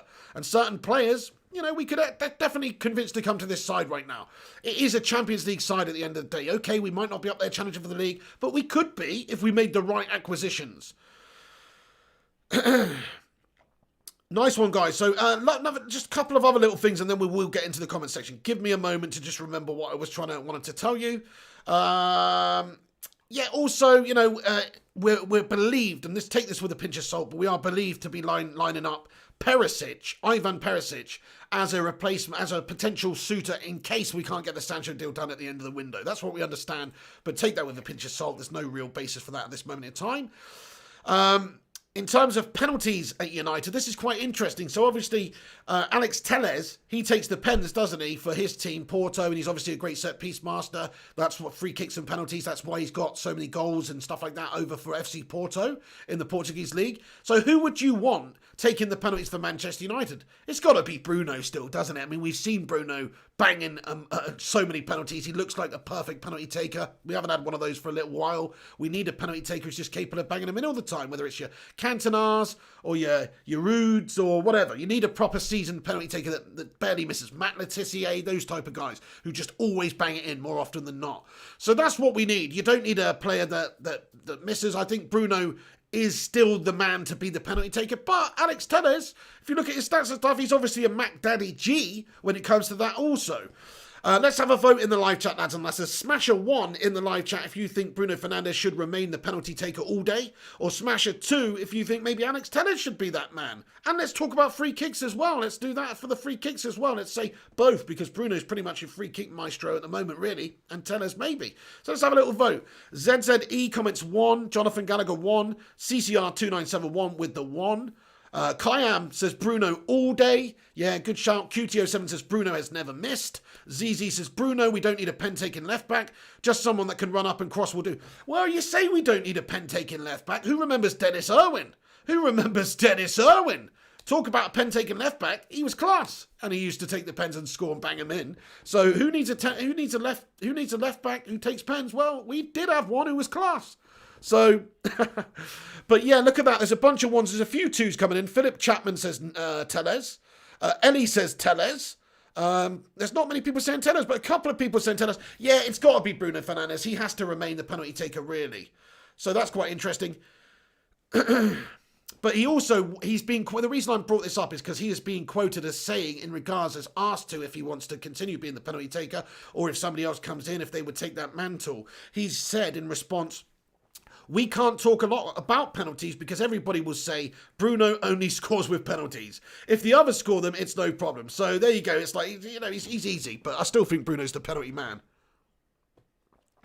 Yeah, you're right, Gunshi. He says Dennis Irwin could do everything. He really could, couldn't he? What a defender. Could play left back, could play right back. He could play on the wing. He could take the penalties, free kicks. Absolutely brilliant. He could bang it in. I mean, I think of Dennis Irwin's most iconic goal, obviously. It's that one for, the Cantona chip. You know the Cantona chip. Smash a 1 in the live chat if you know the Cantona chip. If you're old enough to remember the Cantona chip. If not, search Cantona chip. Actually, that'll probably bring up that one he banged in off the upright, but just search Cantona chip to Irwin. Anyway, Walter Clovier. Thank you, Walter. He says, love your show. Appreciate that, Walter. Sam O'Connor says, Rashford scored a big pen versus PSG. Always good for your strikers to get the goal. Yeah, you're so right, Sam. I agree, but have you seen how many he's missed as well? Like Rashford last season, at the start of last season, him and Martial were both missing pens. Not great. But I hear what you're saying, though. That would be good to, obviously, for our forwards to get the pens. That's right, Gungshi. Yes, Dennis Irwin did take penalties. He was a menace doing his role there.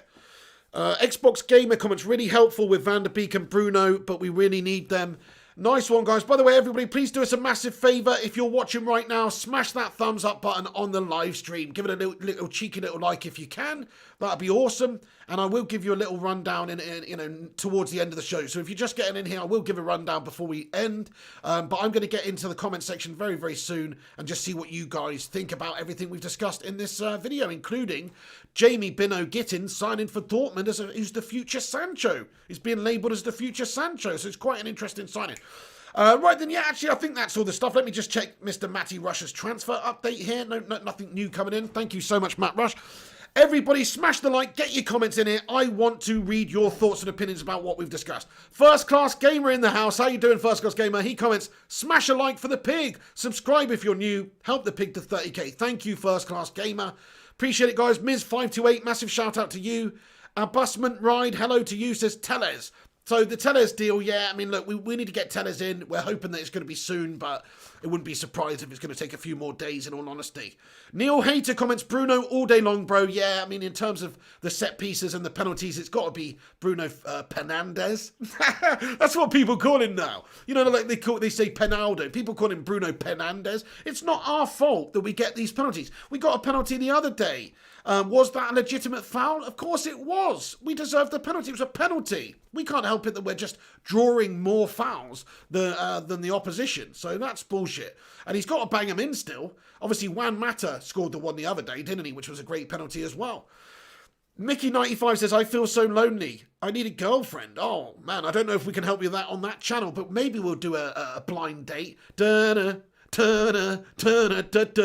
some point in the future. Here's our Graham.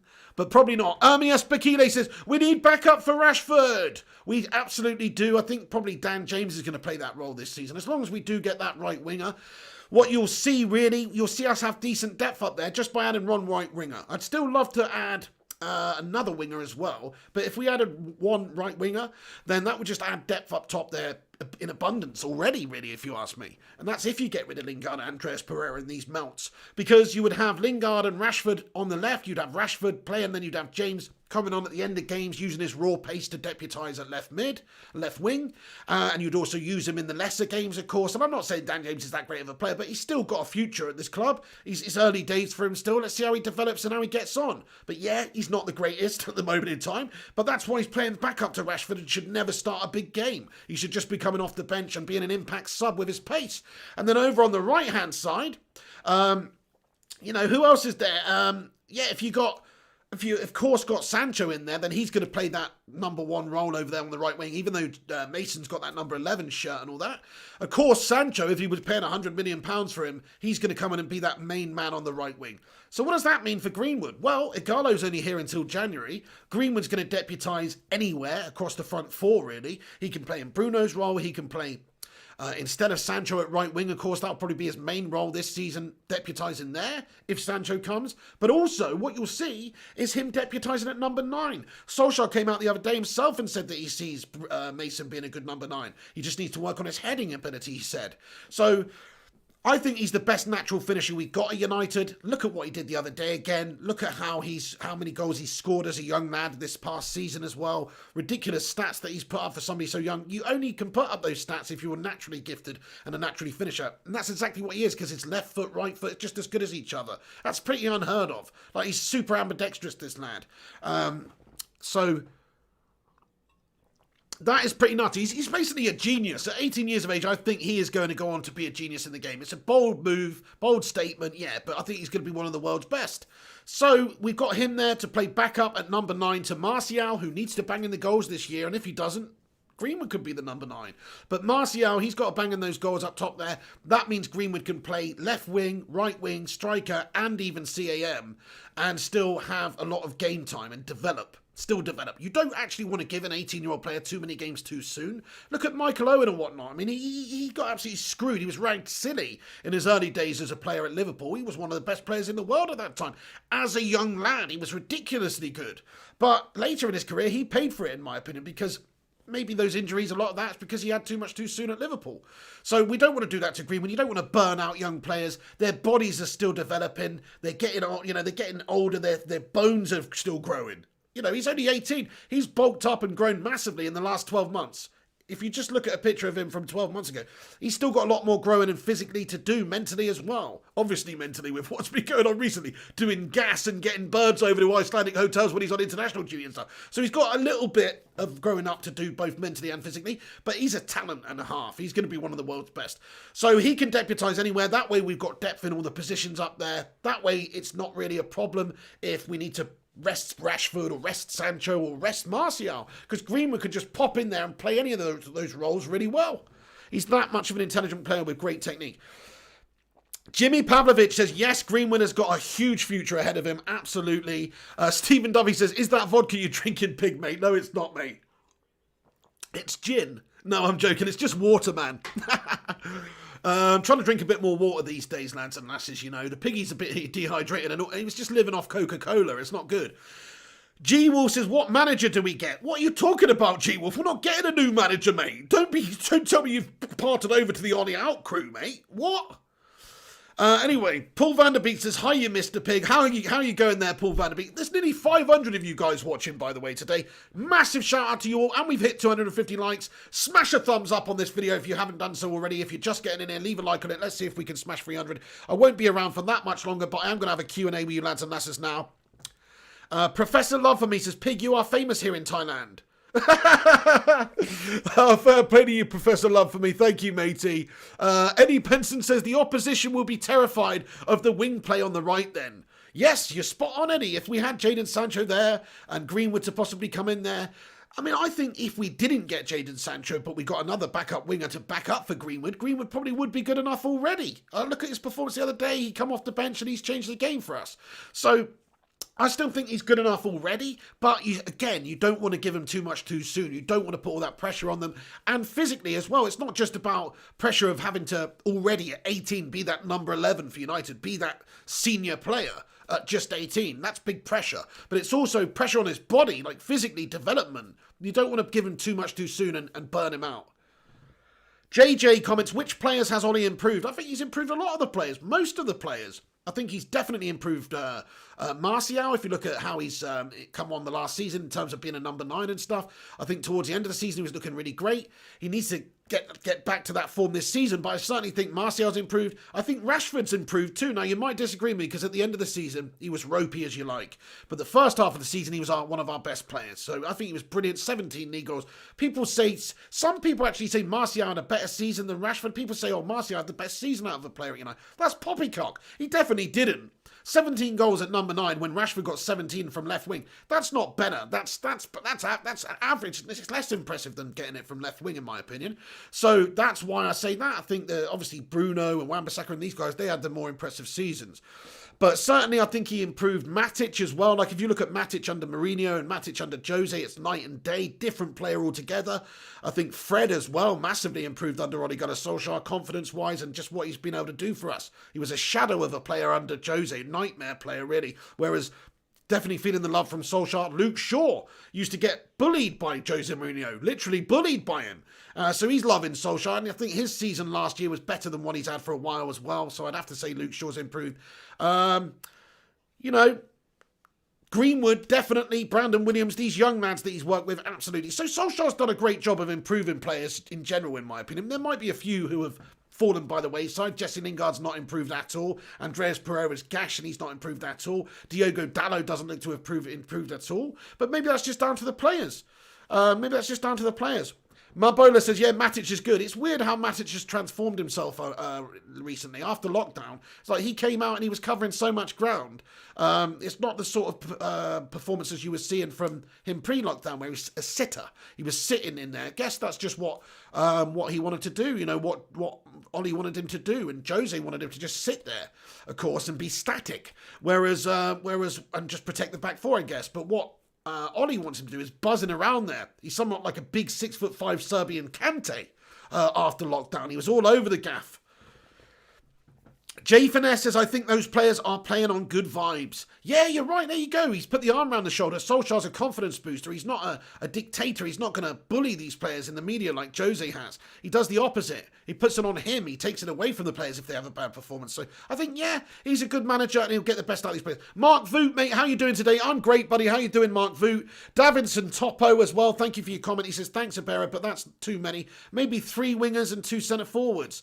I don't know if you're on about new players coming in or how many we should have overall. I still think we should have 4 wingers, so like 2 on either side, James and Rashford, and then Sancho and Greenwood, and then also 2 strikers, really. So Igalo's leaving in January. We should have Martial and another striker there, but also Greenwood can play there. I think Greenwood should be the main deputy for striker for Martial. Loopy 1831 comments, people quick to criticise. Ollie isn't the problem. The team isn't performing. Spot on, Loopy 1831. He did a brilliant job. He got a shit team to finish 3rd last year. That's pretty good. And it was even shitter at the start of the year when we didn't have Bruno and Igalo in the squad too. And also all the other signings that he made, Wan-Bissaka, etc. Maguire. Armias Bikini says we should work on our defence first. It's terrible. Absolutely. Well, Upamecano's come out today and said that he's been speaking to a couple of teams. That's who we should be going to get. Palito Hendricks says, Pig, why don't they give Pogba for Sancho? Good shout. Only thing is with Pogba is he's just too high profile. He's on too much money. He's on 300 grand a week. Dortmund can't really justify it. They can't pay that for him. I mean, maybe they could. It's Paul Pogba, but I don't see Paul Pogba wanting to go to Dortmund. Paul Pogba's a Hollywood player, in my opinion. He's a social media player. If he's going to leave, he'll want to go to one of the biggest teams in Europe. And no disrespect to Dortmund, but they're just in Bayern Munich's shadow, unfortunately, in Germany. It's hard for them to compete over there and in the Champions League as well.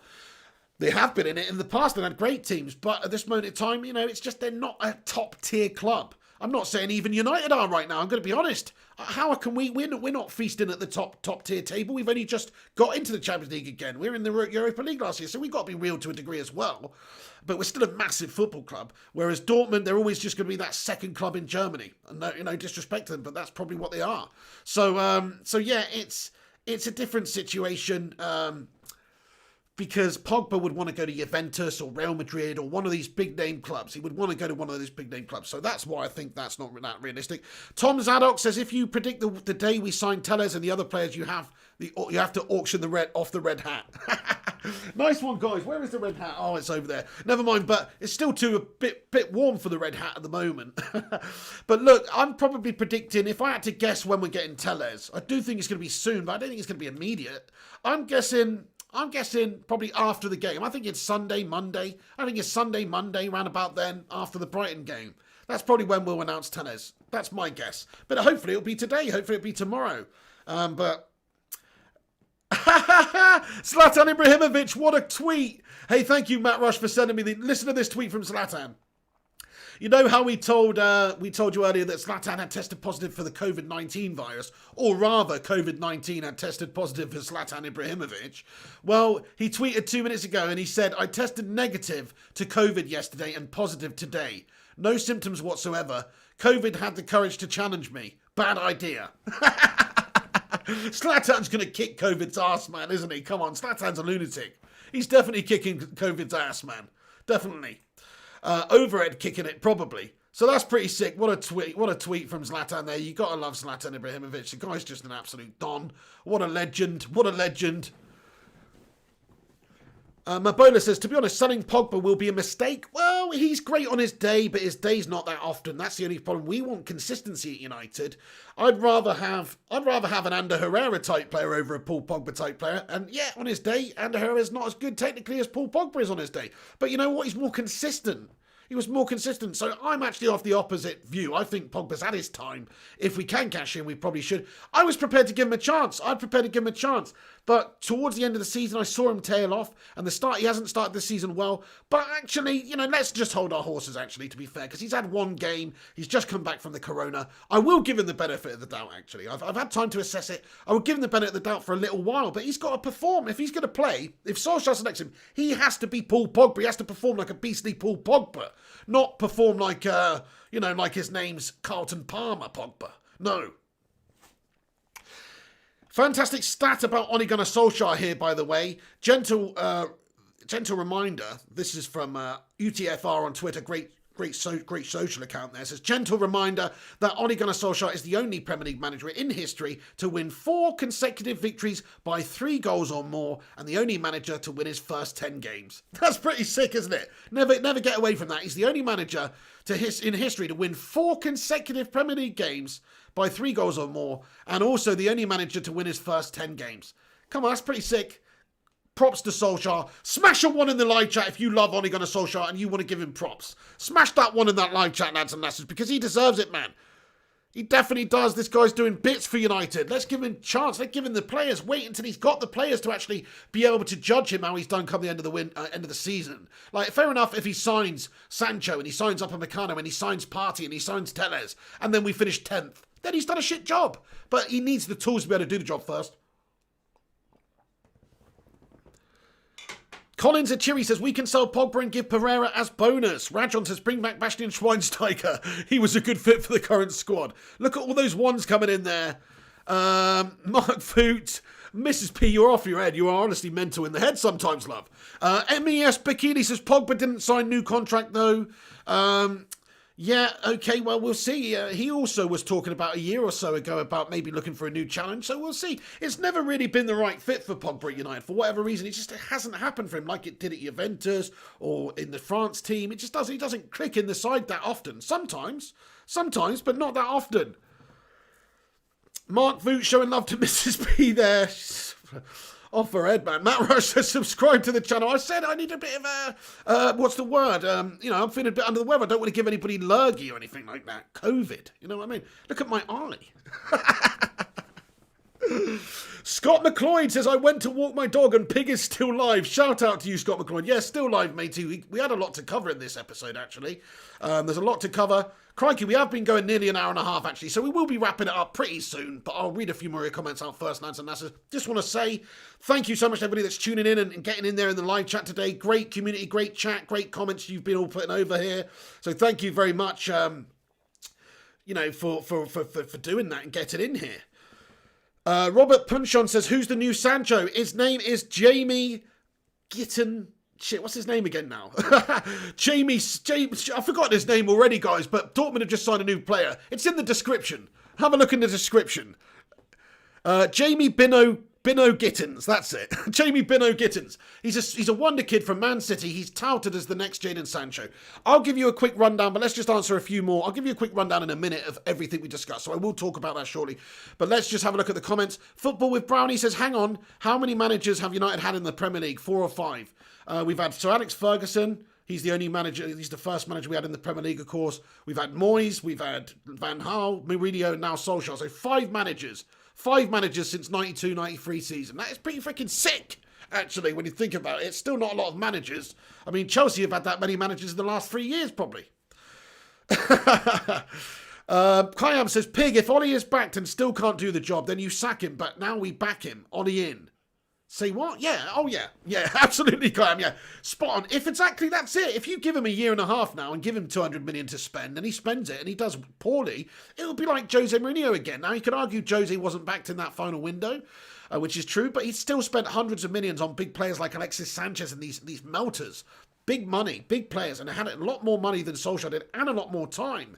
And so that's what you have to give Solskjaer as well. He needs at least a few seasons, really. You know, at least 2.5. He had that first half a season, but he's had his first full season last year. He needs at least another full season. Even if Solskjaer's having a stinker, you gotta give him that season to see how he finishes up. We had a stinker this last season at the start of the season just gone. We were poor. We were down at like 14th in the league after a good few games. You know, we turned it around. We ended up finishing 3rd. We weren't looking likely that we were going to finish 3rd at all, but he got us there. So it is, again, a marathon, not a sprint. We lost our first game against Palace. Doesn't mean anything. There's still 37 games left. Let's see how we do. We've got to get back on the winning track, of course, and he has to get this team performing because there's no real excuse other than, okay, you can say there's no competition in the side. I mean, Luke Shaw said as much after the game. You can say that we are ranked silly from injury issues and people training separately because of coronavirus and all this who couldn't start in that game against Palace, like Greenwood and Wan-Bissaka and these guys. You can argue that, but ultimately he has to get that team of really expensive quality players performing well and getting the best out of them. And we didn't have a pre-season, so that probably didn't help. But yeah, you know, he's still got to manage the players that are there. And there's no excuses really for not playing better against Crystal Palace. But, you know, he it's not his fault. He does need backing, he does need players, and he does need investment. I do have Instagram, actually, yeah, Scott McLeod, it's Flying Pig United. If you search Flying Pig United on Instagram, you can follow my Instagram. I think there's a link in the description, actually, maybe not. But yeah, also on Twitter, at Mr. Flying Pig HD, at Flying Pig United on Twitter, also is the channel's one. Devil of a Red says, correct, Batman. Some fans are just too stupid to see it. They just keep blaming the managers. Absolutely. Do we want this merry-go-round to continue? Let's at least get somebody in, like Solskjaer. You know, this is the right man for the job, who understands the ethics and the philosophy and what we're trying to do, the whole modus operandi. It's hard to say. Modus operandi of Manchester United. How we operate, how this club operate. What is our style? What's our belief system, our philosophy? It should be about playing good, stylish, attacking football.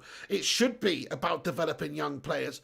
And I believe he's done those things really well. He seems to get the style, of course he gets it. He played under Sir Alex Ferguson for years. He's still one of our highest goal scorers in the history of this football club. He's in the Premier League. He's still one of the highest assist makers, this man, Solskjaer. So give him some respect. He knows what it is to be Manchester United through and through.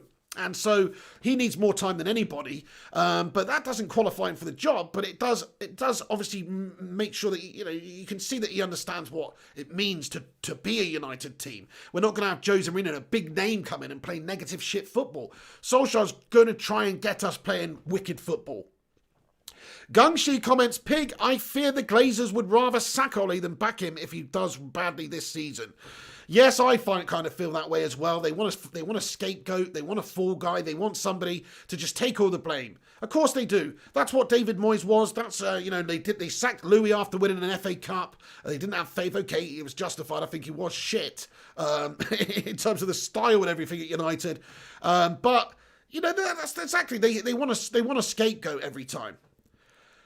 Son Goku Ian 97 with a super chat. Thank you very much. ML says, if Ollie starts Lindelof on Saturday, will you shave your head? No, mate. It's a sickener, though. Son Goku, thank you, matey.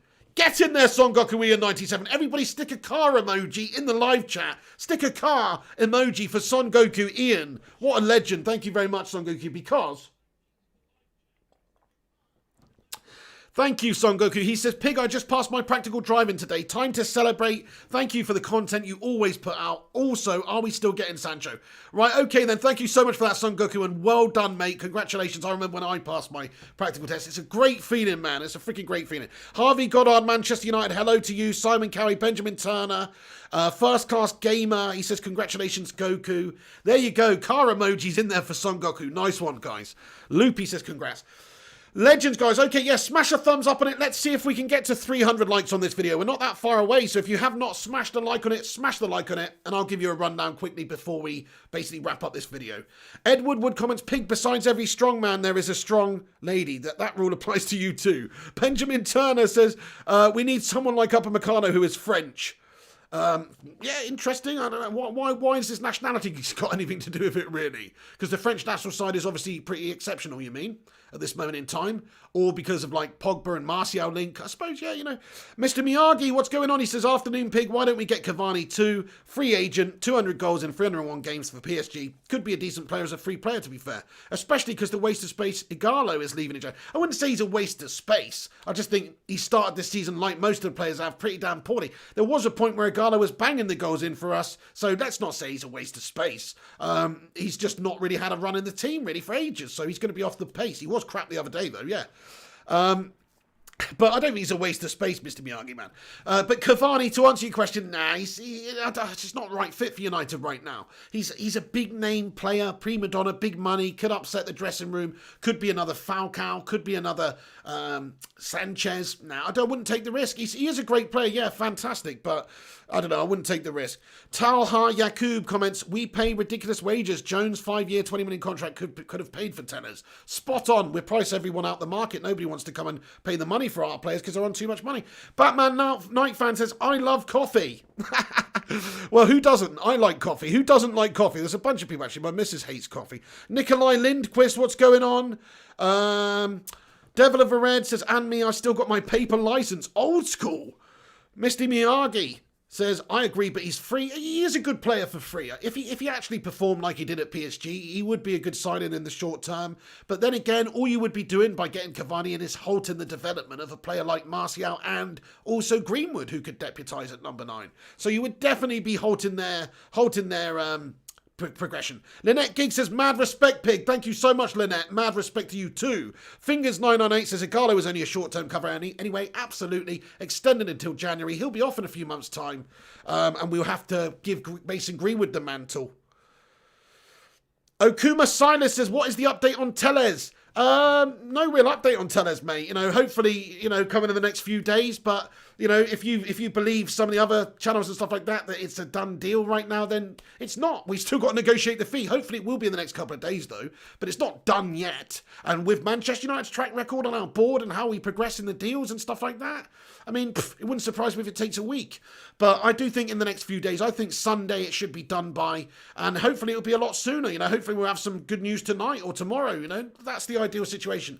But from what we understand from our sources, the deal between Porto and Man United is still not agreed. The terms of the deal, the amount of money to be exchanged is still not agreed. So until that is, there's not going to be a medical or a paperwork or anything completed anytime soon.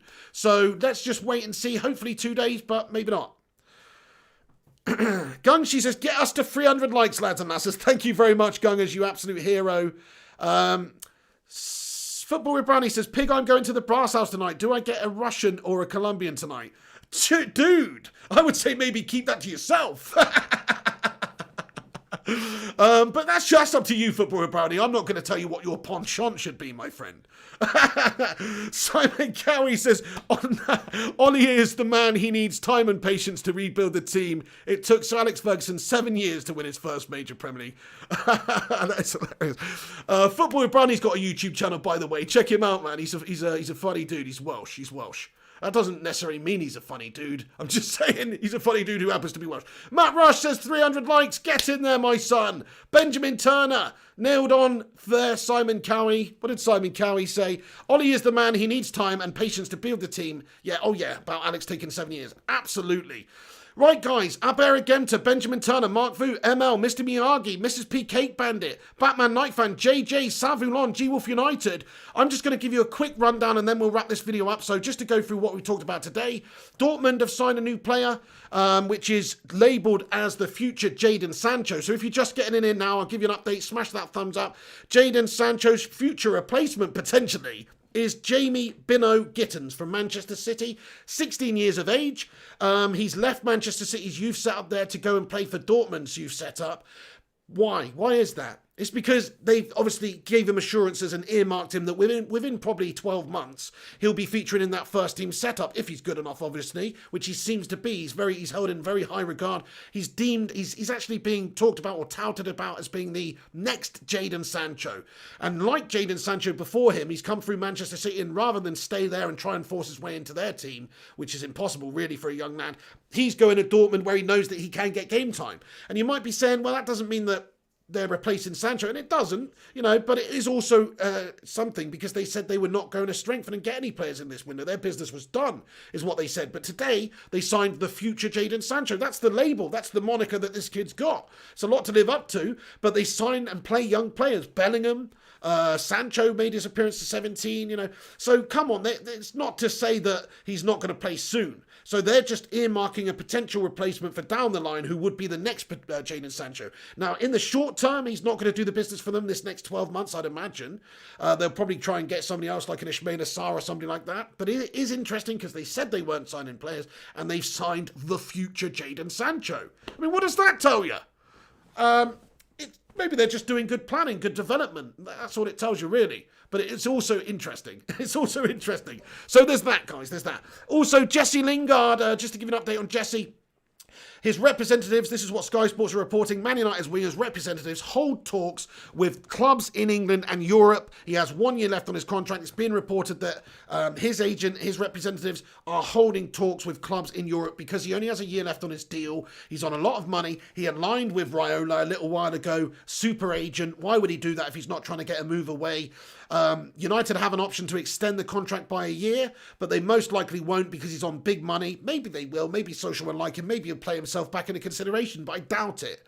He's pretty much done for me at Man United, Jesse Lingard, and he should be looking to move on. Raiola could get him a big money move away to Inter or Juventus or, just another top side, actually, that might want Jesse Lingard. Maybe the MLS. So that could be interesting. Also, there was a link to Tottenham a week ago, but I don't really see the base of that. Okay, if you actually look at Jesse's best season at United, it was under Jose. I think it was actually under Jose. Yeah, his best season at United, where he scored 8 goals and 6 assists in 33 appearances in the Prem. That's under Jose. So you never know. I mean, look, maybe he just knows something about Lingard we don't. But since then, he's been absolutely gash. Last season, he scored 1 poxy goal in the league, and that was it. And no assists. Useless, man. So get rid of him. Move him on. Same goes for Andreas Pereira. But definitely, Jesse Lingard should be going. The only good thing about him, he's an academy player. He's a local lad. And that's important, but there's players that have come and gone that are those things that should have been ahead of him. Anyway, Danny Welbeck did a lot more than Jesse Lingard in a Man United shirt, but he was moved on because he was surplus to requirements. So I think that this is a chance for United to get rid of Jesse off the books. He's on big money for the player that he is. He might leave on a free in a year's time, but you never know. You might see clubs come in this window with a low offer and take him off our hands. So there's a bit more news in terms of outgoings. Other players, though, Phil Jones, Rojo, there's too many players that are on big money that are not good enough and not justifiably attainable for certain teams. So, yeah, there's not going to be that many outs now. We've got rid of Sanchez. That's the biggest one. Lingard's maybe. Romero, maybe. Chris Smalling, probably. I think Chris Smalling is going to go to Roma. I do think that's going to happen. But also we understand Inter are interested in him as well if Tottenham sign Skriniar. So look, I still think Roma is the favourite to sign Smalling. So we might see a couple of players go out this window, lads and lasses. And then also, just another update, Upamecano just basically hinted that he's been allowed by RB Leipzig to talk to a couple of other clubs. But he said for now, he's an RB Leipzig player. So it's quite interesting. I don't know if United would be one of those clubs that he's been speaking to because of this Sancho situation, but he's who we need. He's the man who we need. Right then, you bloody bunch of legends. I think I'm going to wrap this video up now because it is a long one. But I do just want to say, thank you so much to everybody that's watched this video and got involved with this stream today. Hooper. Anthony Marcio. Oh, no, Anthony. He says, YouTube didn't send notifications. I missed today's show. Mate, loads of people have been saying that recently. I think YouTube's notification system, certainly for my channel, was shit in the bed. Smash a 1 in the live chat if you did not get a notification for today's show, just so I can see who didn't. Hooper, G-Wolf, Mr. Miyagi, Devil of a Red, Batman Night Fan, QT007, Mark Vu, Simon Cowie, Clifford Day, Benjamin Turner, Ryan Burberspin 9, Gung Shi says, that's what she said, pig. Jamie Kelly says, I might order Chinese. Yeah, can't go wrong. Sweet and sour chicken balls, chicken chow mein or beef chow mein. Goes down a treat. Joel Morris. Hey, Joel Morris, getting in with a late super chat. Thank you, Joel. He comments, Lombard should go to smaller Premier League club, such as Leeds or West Ham. I think you mean Lingard. Okay, yeah. Lingard should go to smaller Premier League clubs, such as Leeds or West Brom, and rebuild his career and maybe get his England career back. Yeah, this is a man who's played shitloads of times for England, like 25 times or some shit, Jesse Lingard, man. That's mental, isn't it? Thank you, guys. So a bunch of you didn't get the notifications then. That sucks. What? None of you did. Anyway, no, never mind. Lingard should go to a smaller Premier League club such as Leeds or West Brom. Yeah, that's what I'm thinking. He could actually, like you say, if he went to another Premier League team and proved himself at the lower end of the table, you never know. He could obviously do some stuff like that, whereas going abroad, generally, even if you're doing well. I mean, Chris Smalling almost got himself back into the England setup, almost by his performances at Roma, but not really. It's harder to do it abroad, unless you're playing for one of the top teams like, Beckham at Real Madrid or whatnot. It actually probably hinders you more than anything being able to get in the team, in the England team. So yeah, if Lingard wants to still do that, he needs to play for a top club though, a reasonably top club. I personally think he's going. I personally think he's going this window. I hope so anyway. Batman Night Fan says 100 million loss is nothing for the Glazers. Oh, don't even get me started on these scumbags. Gungshi says, Pig, when will we see the return of the hat? Return of the hat. Oh yeah, it's the return of the hat. I don't know, mate. When it's too cold, it's still really warm here, man. Like, it's pretty warm here. I could not wear the hat. I'd be sweating my boobs off if I was wearing the hat right now. So I can't wear the hat right now. It's a Russian winter hat, so you're probably going to see it, between the months of November and January to February time, or sometimes, occasionally I'll put it on. Right then, guys, I'm going to wrap this video up then, but I do just want to say thank you so much to you all for stopping by and getting in here. Great show today. Lots of interaction, lots of people getting in. Appreciate all the comments. Look, I try to respond to everybody, but if you haven't got a response from me, it's nothing personal. Come back in a minute. I will try and respond to everybody. If you post after this video in the not live comments, I will try and respond to everybody who comments in there. So get your thoughts and opinions in there. Also, if you're new to this show, new to this channel, smash the subscribe button. Subscribe to Flying Pig United. We are on the way to 30,000 subs. We do match reactions, reviews, transfer updates every day as well at the moment when the window's open, and cover Manchester United in all aspects, and we have been doing that since 2013. We're one of the OGs, so get involved, lads and lasses. No nonsense, no clickbait, no done deal crap here, no here we go crap here until it's done. So that's how I like to roll. Thank you so much for tuning into the show and listening to me waffle for all this time. If you have not done so already, smash that thumbs up button, lads and lasses. Please do give it a cheeky little like on the vid. And subscribe to the channel if you're new to the channel, like I say. Smash the subscribe, click the bell icon, set it to all. That way you'll be notified when we go live and we post on this channel. You can follow the social media channels as well. There are all the links in the description. Follow me on Instagram, Flying Pig United, Twitter, Facebook, all that good stuff, Flying Pig United, lads and lasses. Check out the website for daily updates of Manchester United news if you prefer to read your news whilst on the toilet and you're sick of the sight of me or the voice, then you can read the news at flyingpigunited.com. All right then, lads and lasses, shout out to you all. Rizza Ramallah Jonah, Ryan Burberspin 9, Gungshi, have a wicked day. Ellie, have a happy birthday. Batman Night Fan says you got 29.7k followers, Pig. That's sick. We've done it. We got up another 0.1. Thank you, Batman Night Fan. Thanks everybody who's subscribed during this show. QT007, great job as well. Thank you, mate. ARB, thanks to you, buddy. Al, thank you, mate. Abby Dixon says, love your energy. Thank you, Abby. Loopy, appreciate it. Colin Grieg, Jamie Loki, hope you're doing well, mate. Have a cracking day. Mr. Miyagi, Jaden Sancho, My Cuisine, thank you. You're a scholar too, mate, and a gentleman. Sarvulon, Mark Voot, Jonathan Briffer, big up to you from Malta, mate. Getting in from Malta. Spot on. Ellie, have a wonderful day. Quentin, Aaron Homeyard, Jimmy Pavlovich, Sarvulon, JP, Paul van der Beek, Raymond Moore, Lily C, Devil of a Red, Ryan Daniel Sakira, Clifford Day, and Gunshi. And everybody else, I think that's it. Thank you for watching. Have a wicked day. Like, subscribe, comment. This is The Pig. Keep a lookout. I'll be back later on tonight at 9:30 p.m. with another transfer roundup for you of the evening's transfer news and any breaking news that breaks during the show. So come back from that one. 9:30 p.m. we'll be getting going. And thank you very much for watching, lads and lasses. Keep a lookout. Click that bell. Subscribe. All that good stuff. I'll see you soon. This is The Pig. Take it easy. And come on, United. Let's sign some bloody players. Nice one, lads and lasses. Thanks for watching. Rob Cal as well. ML says, been watching since 2013. Shout out to you, buddy. Legend, Rob Cal. Mark Vu, Ellie, Gabriel Lopez. Everyone at the end getting in here. Collins, a cheery. Ellie, happy birthday. This is just the Patreon credits to say thank you to all the patrons that support this channel on Patreon, and also tier 2 channel members on YouTube appear on this list. I have to update this list. There's a couple more people that need adding. I know who you are, guys, and you will be added very, very soon. So don't worry about that. But just once again, thank you so much. But the best thing you could do to support this show is by liking the vid, sharing them around, telling your mates about it, and subscribing, of course, and interacting in the live chat with this brilliant community, the Bacon Brigade. Shout out to all the Bacon Brigade who are in here today. Love every single one of you. Matthew Evans as well. Shout out. Boyce Nyanga as well. Boise. Good shout. Have a great day, everyone. Hopefully there'll be a good bit of Alex Tellers news coming in the next few days, but we will keep you posted with a transfer update tonight at 9:30. Have a wicked one, everyone. Take care. Gungshi, James, Matty Evans, Jonathan Briffer, Boyce Nyanga, Ellie, Jamie Loki, everyone. That's going to be it from me. Thanks for watching. This is The Pig. I'm out of here.